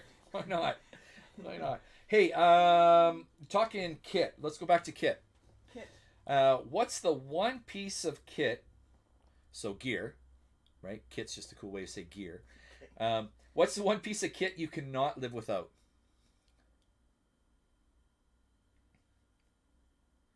Oh, geez, there's a lot. Aside from the obvious, like a tent, what would be the... know what really came in handy is the giant loop soft bag for water. Oh. Yeah, I really like that. Yeah. That was a the great, cactus canteen. Yeah, that was a great prize to win. Which size do you have? The 1 gallon? 1 gallon. Yeah. Yeah, that's the same size I carry too. Yeah.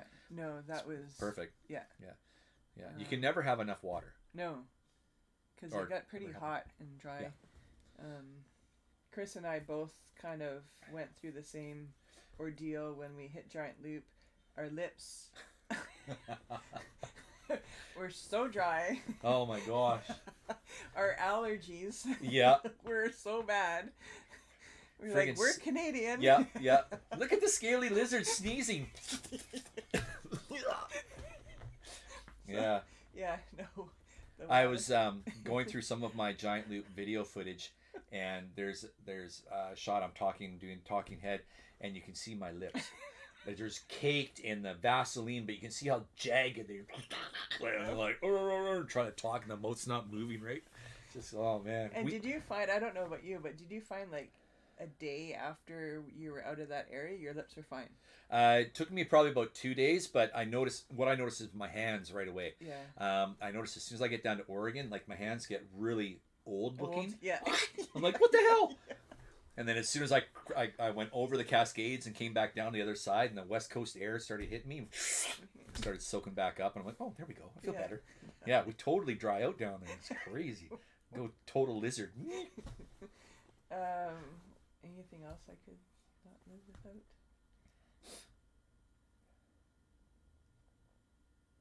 No, that was a big thing. Yeah. Otherwise, everything's pretty standard. Yeah. You know, like what's your biggest comfort item that you have that you probably could have left at home? Or... I upgraded my mat, my sleeping mat. Okay.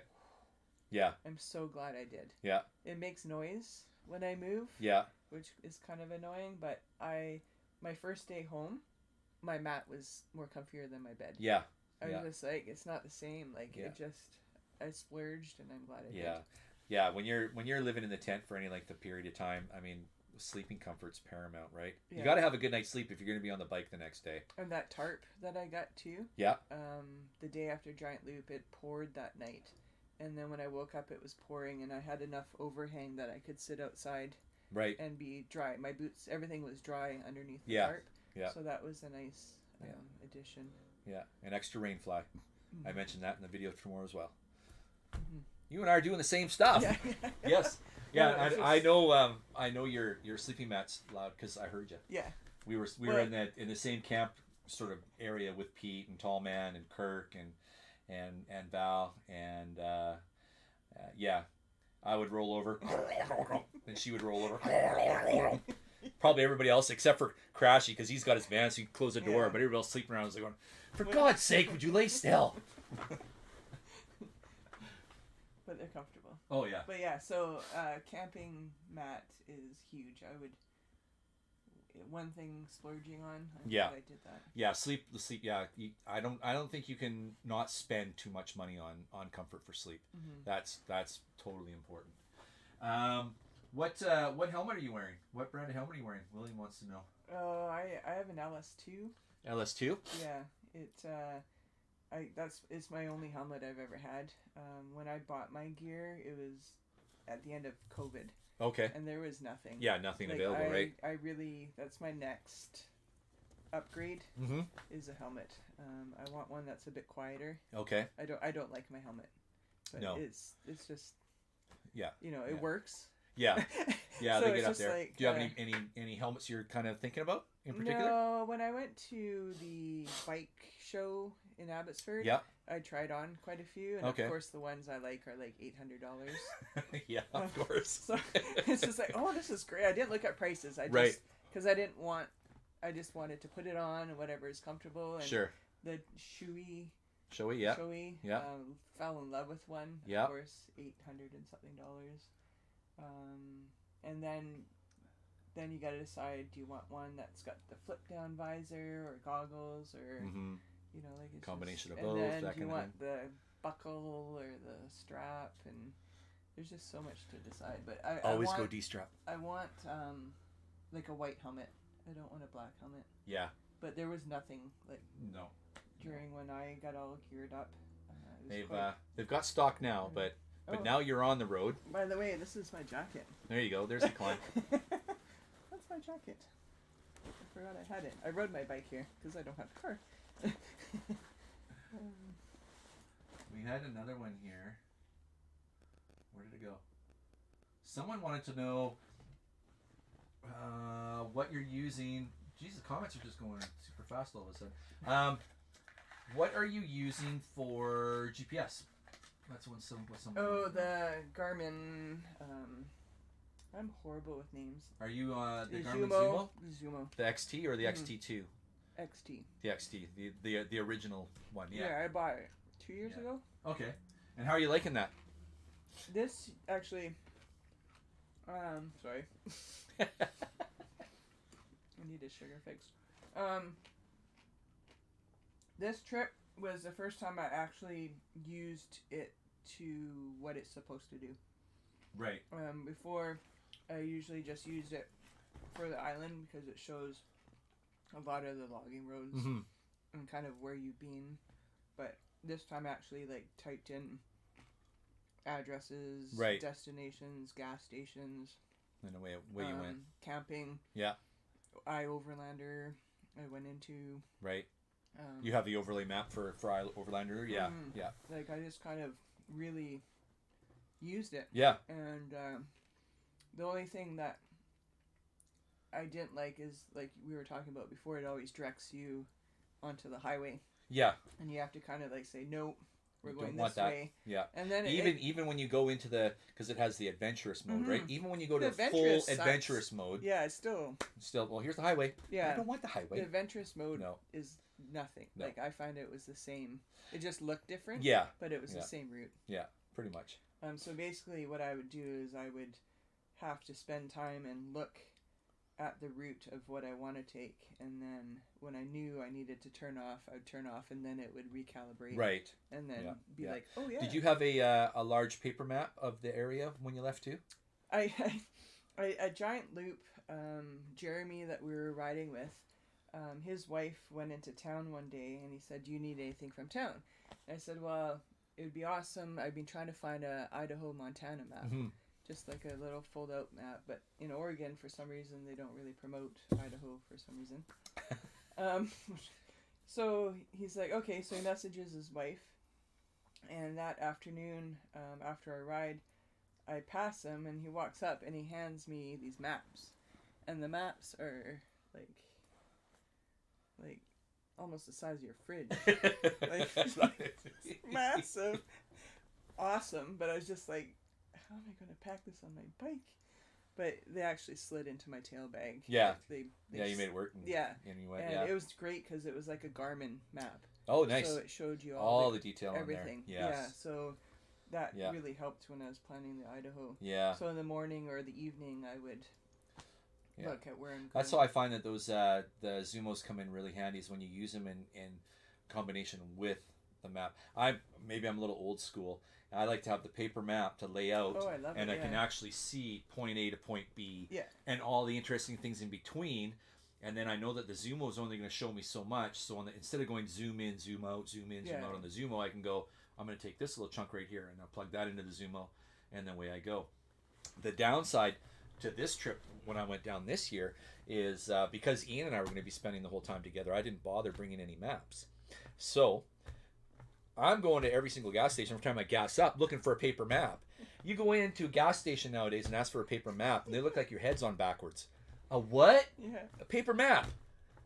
So I finally found a paper map in Grand Coulee, and wasn't even of the area. The paper map was of the streets of Seattle. Didn't help me at all. So the very first paper map out of 20 or more gas stations I find is a street map of Seattle. Well, that doesn't work. No, so no. no. But yeah, paper maps, I like them. Yeah. Some folks are saying they love the Scorpion. William's happy with his LS2. Yeah, I mean, it's not a bad helmet. Yeah. I just. A couple of Arai fans and people wanting Arais. I'm an Arai fan. I won't. They're pricey, but I mean, I've had numerous helmets throughout my 40 years of riding, and the Arai has been hands down, for me personally, hands down the best helmet I've ever had. I have one for street and one for off-road as well. Mm-hmm. Yeah. The downside to helmets is they only have like a 5-year shelf life, and then technically you should be getting a new one, right? So you know, an Arai at 1,000 plus, that's $200 a year. It's like, oh my gosh. But I mean, every head's different. Yeah, You know, yeah. because you could try on. Oh yeah, yeah. Like I've tried on so many, and some I'm Yeah. a medium, and some I'm a large, and Yeah. some That's right. are like. Yeah. Like that's what I find with the LS2s. Our cheeks are. There's just so much pressure. Give you a squirrel face, chipmunk face, or whatever they call that. Yeah. I got a tubby face, but I drool. I do. Tracy, there's some mental image. Drool going. There's Tracy's going. I do. Like I drool so much. Okay. What other questions do we have? Oh, thanks, Ian. Ian's giving me the winners list here. Questions. Okay, we talked about the kit. Oh, so to date, okay, in the there's me doing a Tracy thing. That's awesome. Yeah. Sorry. To date, what has been your most challenging ride?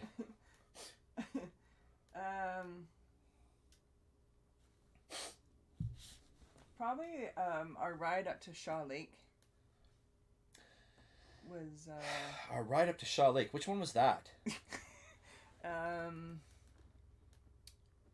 Is that the one you and Summer went swimming and I got the drone Yes. from above? Yeah. And I got Kevin's bare Yeah. butt? Yeah. Oh, okay. Yeah. Yeah. I think Yeah. that was one of the more That was challenging. something else, yeah. I mean, Yeah. it was not.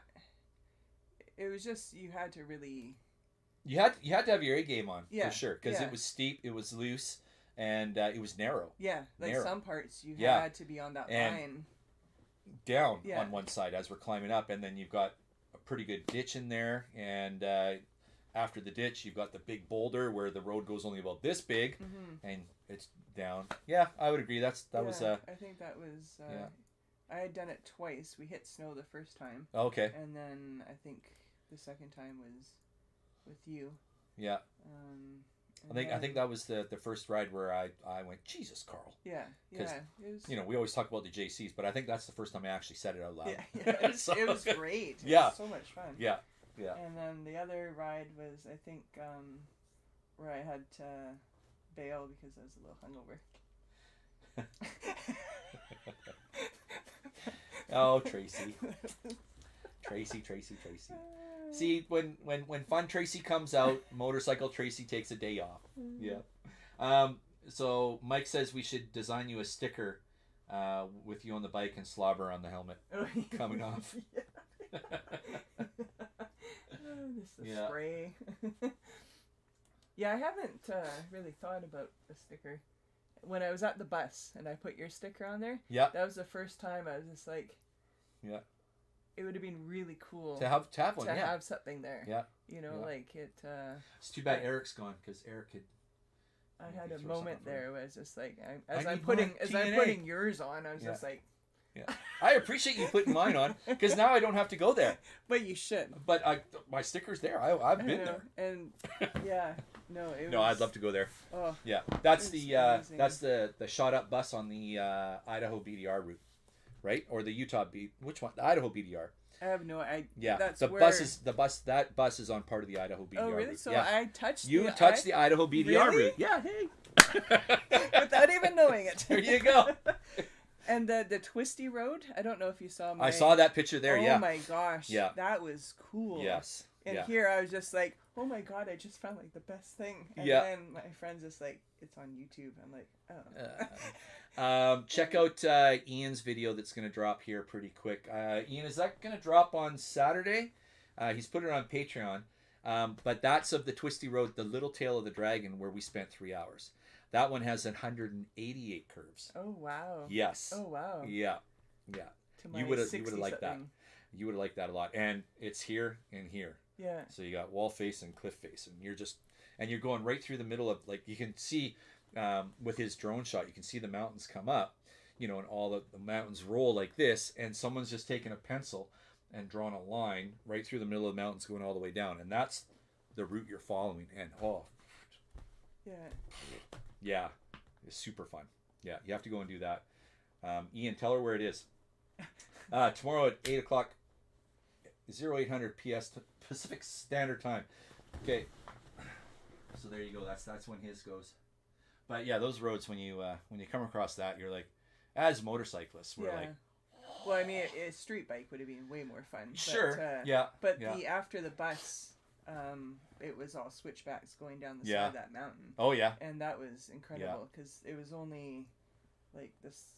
The road was like a side by side size. Right. And there was a cliff on the side, and it was that you could see everything. There was no trees.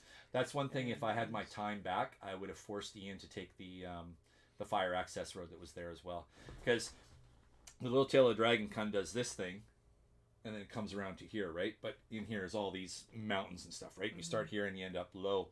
But as we're doing all the pavement and we're filming the pavement, getting the drones up and doing all this stuff, I kept looking down into the valley, and there's a dirt track that does the same thing. Oh. And I'm like, Ian, we gotta hit the dirt. Hit the dirt. That was a road. That was a street. Oh, and then I didn't force the issue because I didn't know if it came out on the other side. I didn't want to cruise down all this road and then have to turn around all the way back up. It'd still be fine.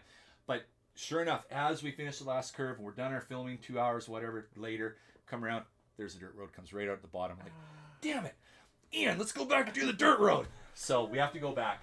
Yes, Ian's saying we have to go back and ride the dirt. Absolutely. Nice. Yeah, absolutely. All right. How are we doing? 8:30. We've been at this 2 hours, kid. Oh wow. Oh no, we start at 6:30. 6:40. Yeah. Okay, so that was your most challenging ride, was Shaw Lake. That's here on the island. And what has been, pardon me, your most memorable location so far? Oh. Like one that you just rolled in and went, this is freaking amazing. Oh my gosh. Is there any, like, say, one that stands out? Probably not. Yeah, because when I just came back from, you get to one, you're just like when I went to Leslie Gulch, I'm like, this is unbelievable. Yeah. And then I hit Salmon River, I'm like, this is unbelievable. And then going on the, I always forget, Alvord? The Alvord, yeah. Yeah, that was pretty cool. Yeah. That was just kind of like a surreal. Unfortunately, my front tire, I was scared shitless from that tire, so I didn't. You didn't get her open up as fast as you would have liked her. No, because if there was any deficiency in that ground, my tire would have shot me off.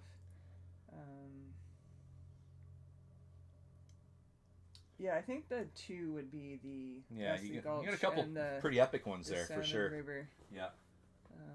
After the bus.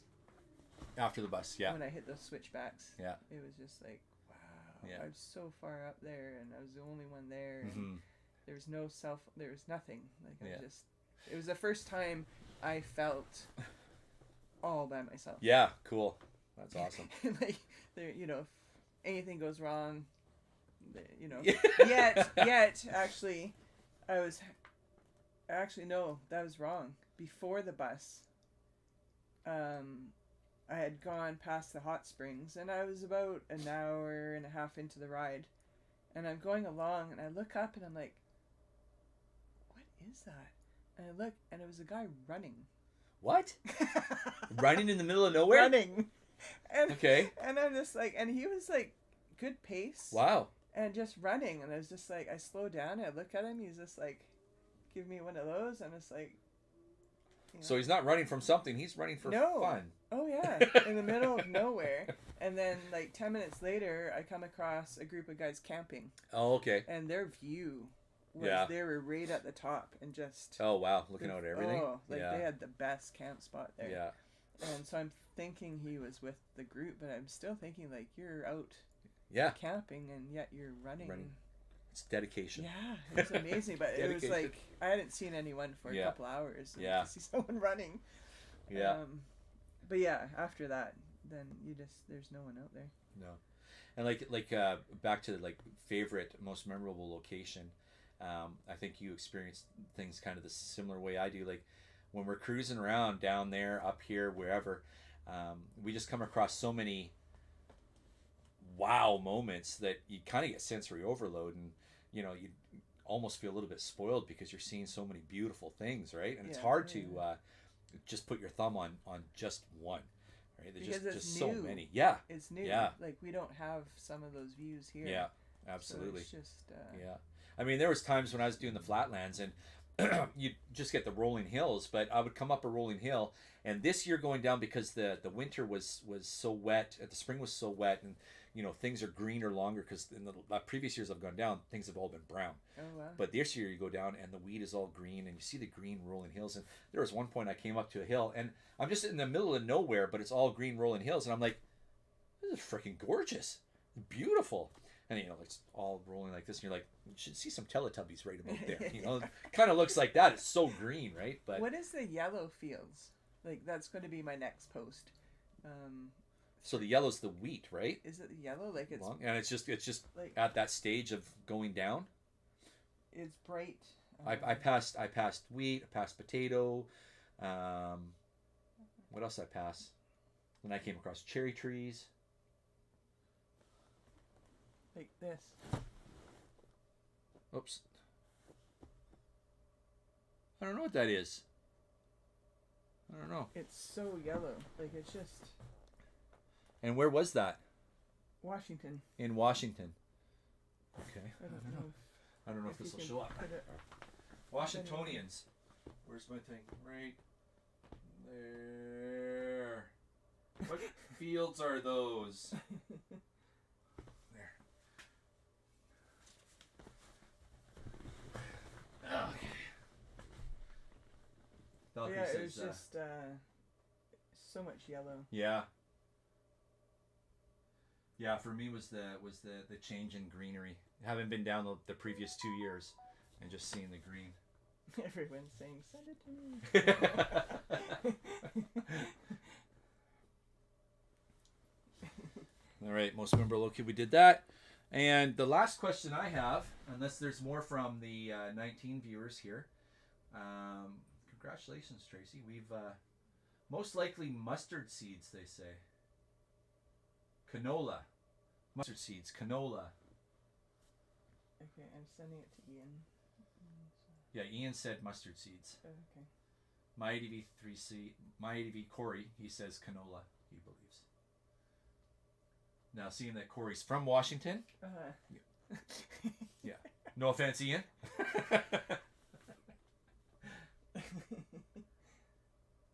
Last question I have out of those 21. I think we've hit them all there, kid. All right. Somebody want to know what's your favorite ice cream flavor?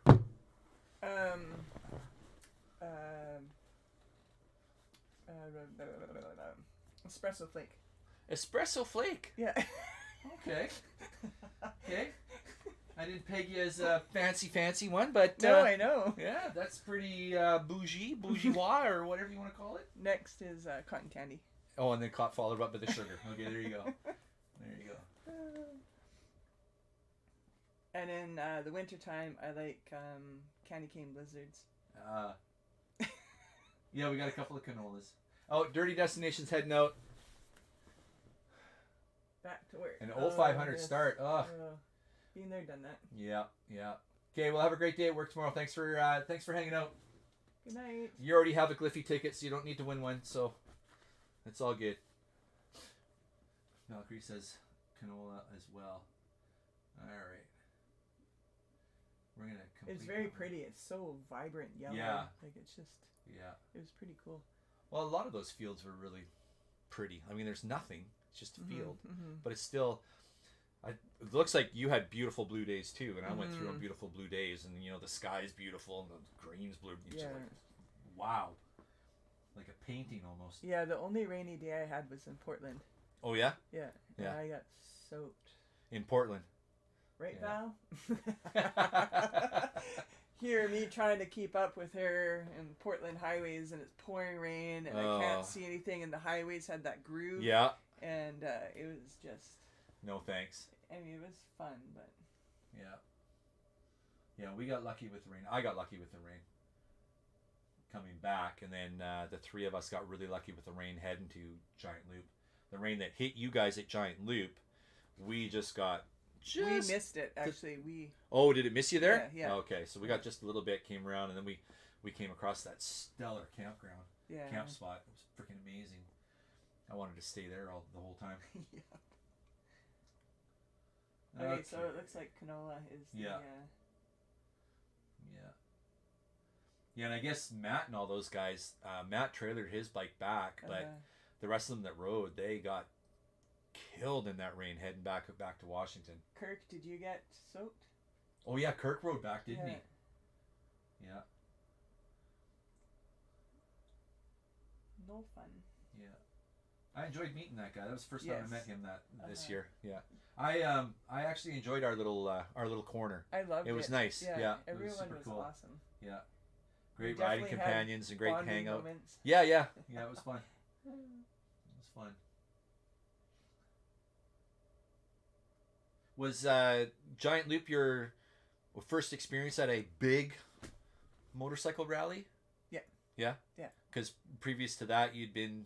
Just to yours? Just to Get Lost, and Get Lost last year had 44 people. Yeah. I went to a trials event. Uh-huh. And that had like 30 females. Okay. Yeah, I think that was about it. So, for those who don't know, she rides trials as well. Kind of. She's always playing it down. Yeah, I found even though Giant Loop was like a huge event, it really felt like it wasn't. Mm-hmm.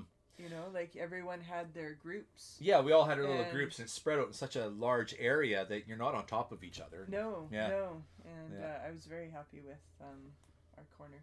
Yeah, it was a lot of fun. Yeah. Pete's a great guy. Cindy's great. You know, hanging out with everybody there. You know, Matt is always hilarious.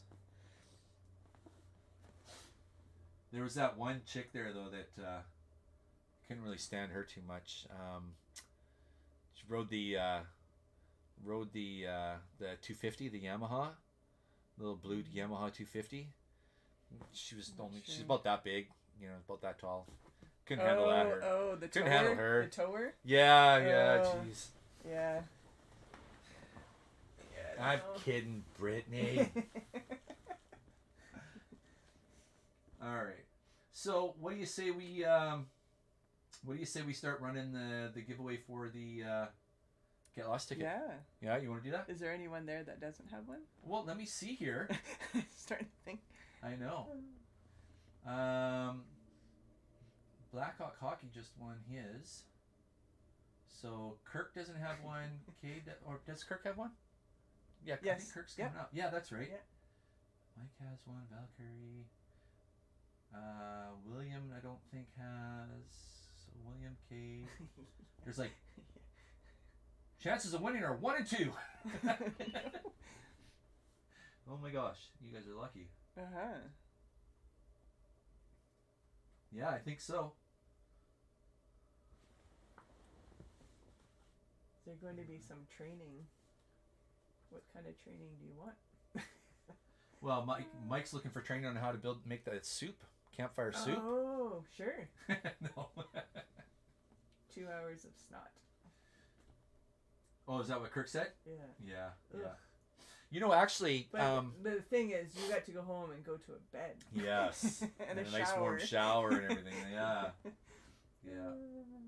You know, Get Lost, we will be having the camp cookout on the first night, I think it is. Oh, okay. Yeah.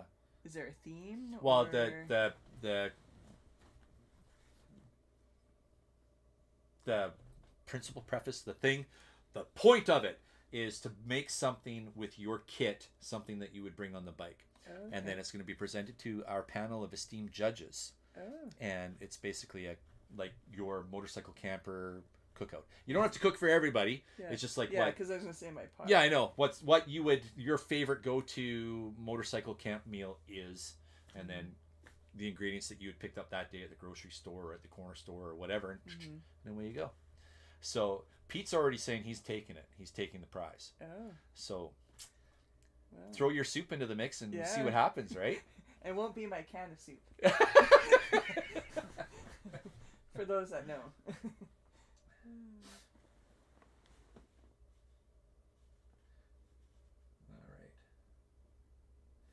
William doesn't think he can go. Oh, no. Okay, well, So does that leave one? I think that only leaves one. Do I even run it? But that's only the guys who commented. There may be more. Okay. All right, guys. Oh, my ADV360 is saying game on. I think he's doing something too. Oh, wow. Look out. So I'm thinking because Thursday's arrival night, I think we were going to do that. I'm still working on the schedule, but I think that might happen like Friday night after riding. Yeah. Kind of thing. And then it's a quick little, while Summer and I are cooking dinner and stuff, you guys can have a little competition there and do that. And yeah. Kirk's going to Tour Tech. So I have 2 months of perfection. That's right. Perfect it. Perfect it. So every night now on your trip, gotta make the soup. No, tomorrow night I gotta add this. Oh, too much. Perfecting it the whole day. Well, I guys. wish I was going to Tour Tech, but I had to cancel that. Are we doing Devil's Bath Brewing again? Yes, we are, Brittany. We are. Is that That's Thursday? for the early arrivals. Wednesday night or Thursday night? That's for the keeners that show up there Wednesday night. We'll be going there. Yeah, and Devil's Bath has come through huge in sponsorship as well. Nice. Yeah, which is really cool. They'll be supplying some beverages one night and My banana in a bun. Gosh. I don't know. banana bread for the win. Excellent. So I'm not 100% sure what we should do here.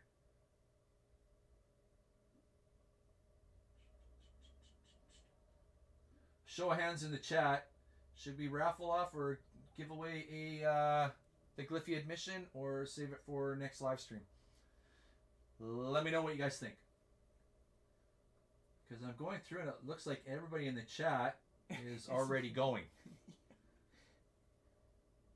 And I appreciate you all being here, obviously. We'll see what happens. We'll wait for the thing to catch up. Not Lucy. Lucy is not going anywhere. You keep trying to give my bike away. Oh, Parallel Camper was in here. I forgot he was in here. Sorry. But yeah, he wouldn't be able to go anyways. So maybe we'll save it for next time. Yeah. Okay, well, we'll save that one for next time.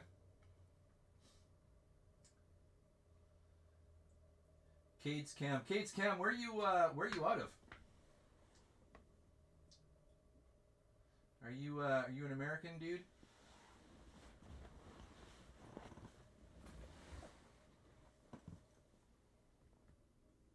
Gonna wait for his reply. Cade's Cam. Oh, but he doesn't want to win by default. Well, that's super nice of you, Cade.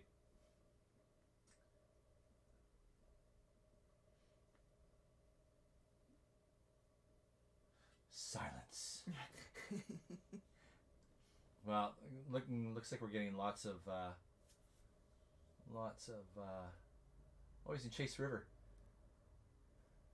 You're here. You're here on the island. Cool. Right on. All right. Self-denial. Okay. All right. Well, you don't want to win by default, Cade, you say. So,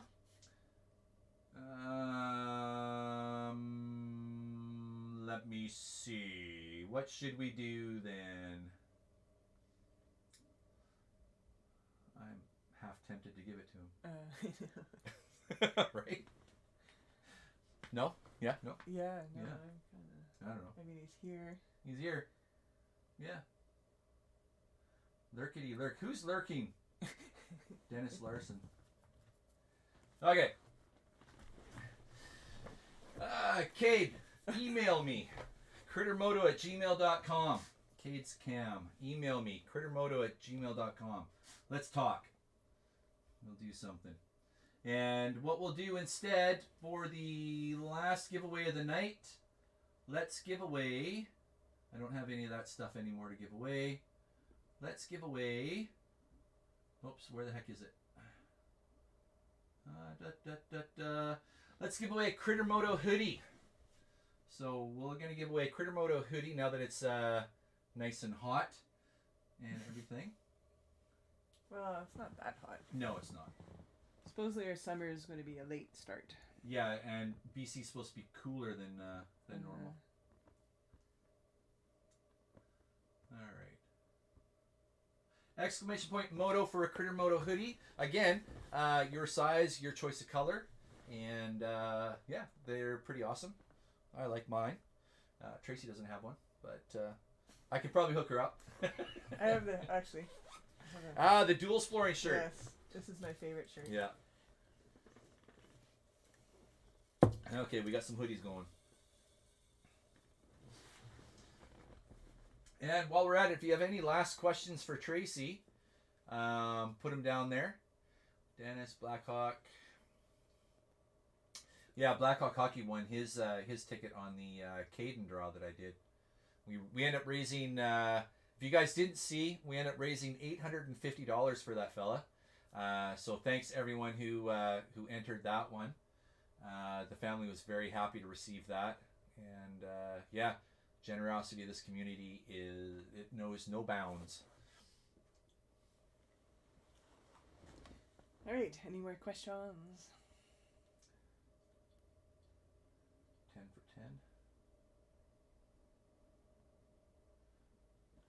10. Okay, what do we got? Cool.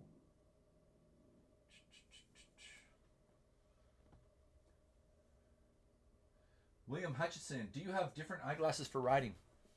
I don't normally actually wear glasses. I need them for reading, but not for day-to-day use. Oh, okay. I didn't know what I was going to be reading today. Right. So Okay. I'm just wearing them, but yeah, I Yeah. don't. And he says for both of us, and for myself, I do have different glasses that I wear. Mine are done by Smith, that's a mountain bike company, and so it's a mountain bike, wide shield that goes across with a prescription clip-in behind that. And the reason why I do that is I've tried every over-the-glasses goggles I can find, and none of them fit comfortably enough. They always end up pinching my glasses into my head or whatever. So I came across that, and the nice thing with the Smiths is I have one lens that is black where when it's super, super sunny, I just go clip, and then I've got dark sunglasses on. But the one I wear most has this sort of a pinkish tinge to it, and it does the same effect as rifle glasses, shooting glasses, where it just enhances all the details in the bush, and very handy when you're riding through heavy tree coverage and the shadows are dancing, light and dark. You can see a lot better. And the nice thing about them is they're made out of a ballistic material, so I can get hit in the face and I'm not gonna get eye damage. So yeah, so that's how I solve my sight issues while I'm on the bike. And no, Fun Tracy's not coming out tonight.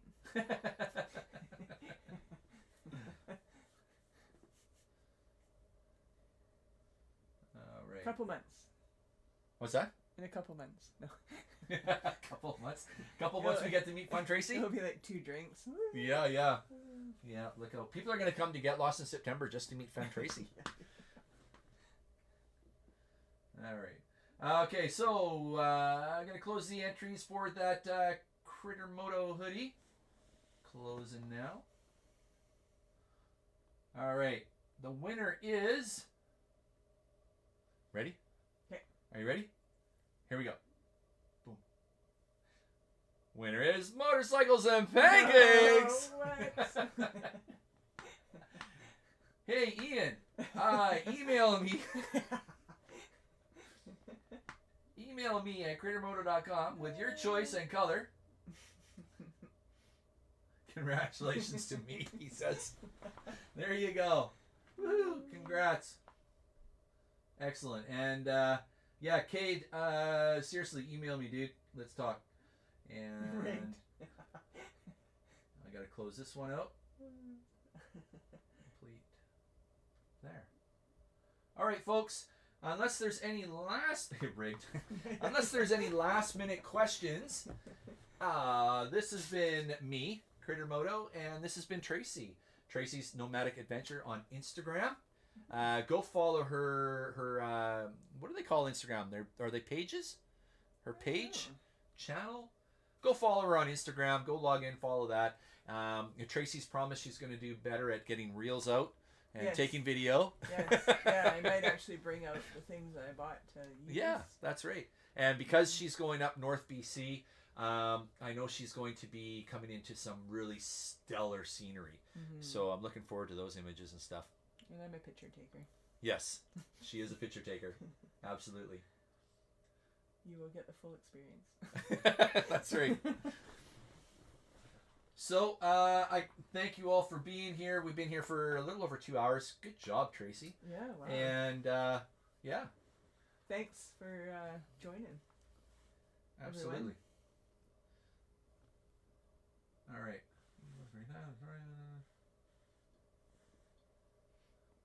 Excellent. Okay. All right. No further questions? Boom. Boom. One of those. Okay. I'm going to end the stream. I got to figure out how to do this. Everybody, Cade, crittermoto@gmail.com. Okay. CRITTERMOTO@gmail.com. And that would be it. Thanks everyone for being here. And maybe we'll do this again next month, and I'll see if I can get a different live or a different guest on here. Someone, I don't know, who could I get? Things change. Yeah, things change. You never know. What is next month? July? Everyone's gonna be busy. Yeah, busy. busy. I might even be up at Get Lost, and I might be able to pull a live from the Get Lost grounds. Still work to be done up there. All right. Okay, guys. You'll figure it out. Yeah, I'd love to have Ian back over here. Okay. Thanks so much for watching. Everybody ride safe, and we will see you next time. Oh, wait. Hey, what should we tell these people? Until next time. Until next time. Follow Tracy. No.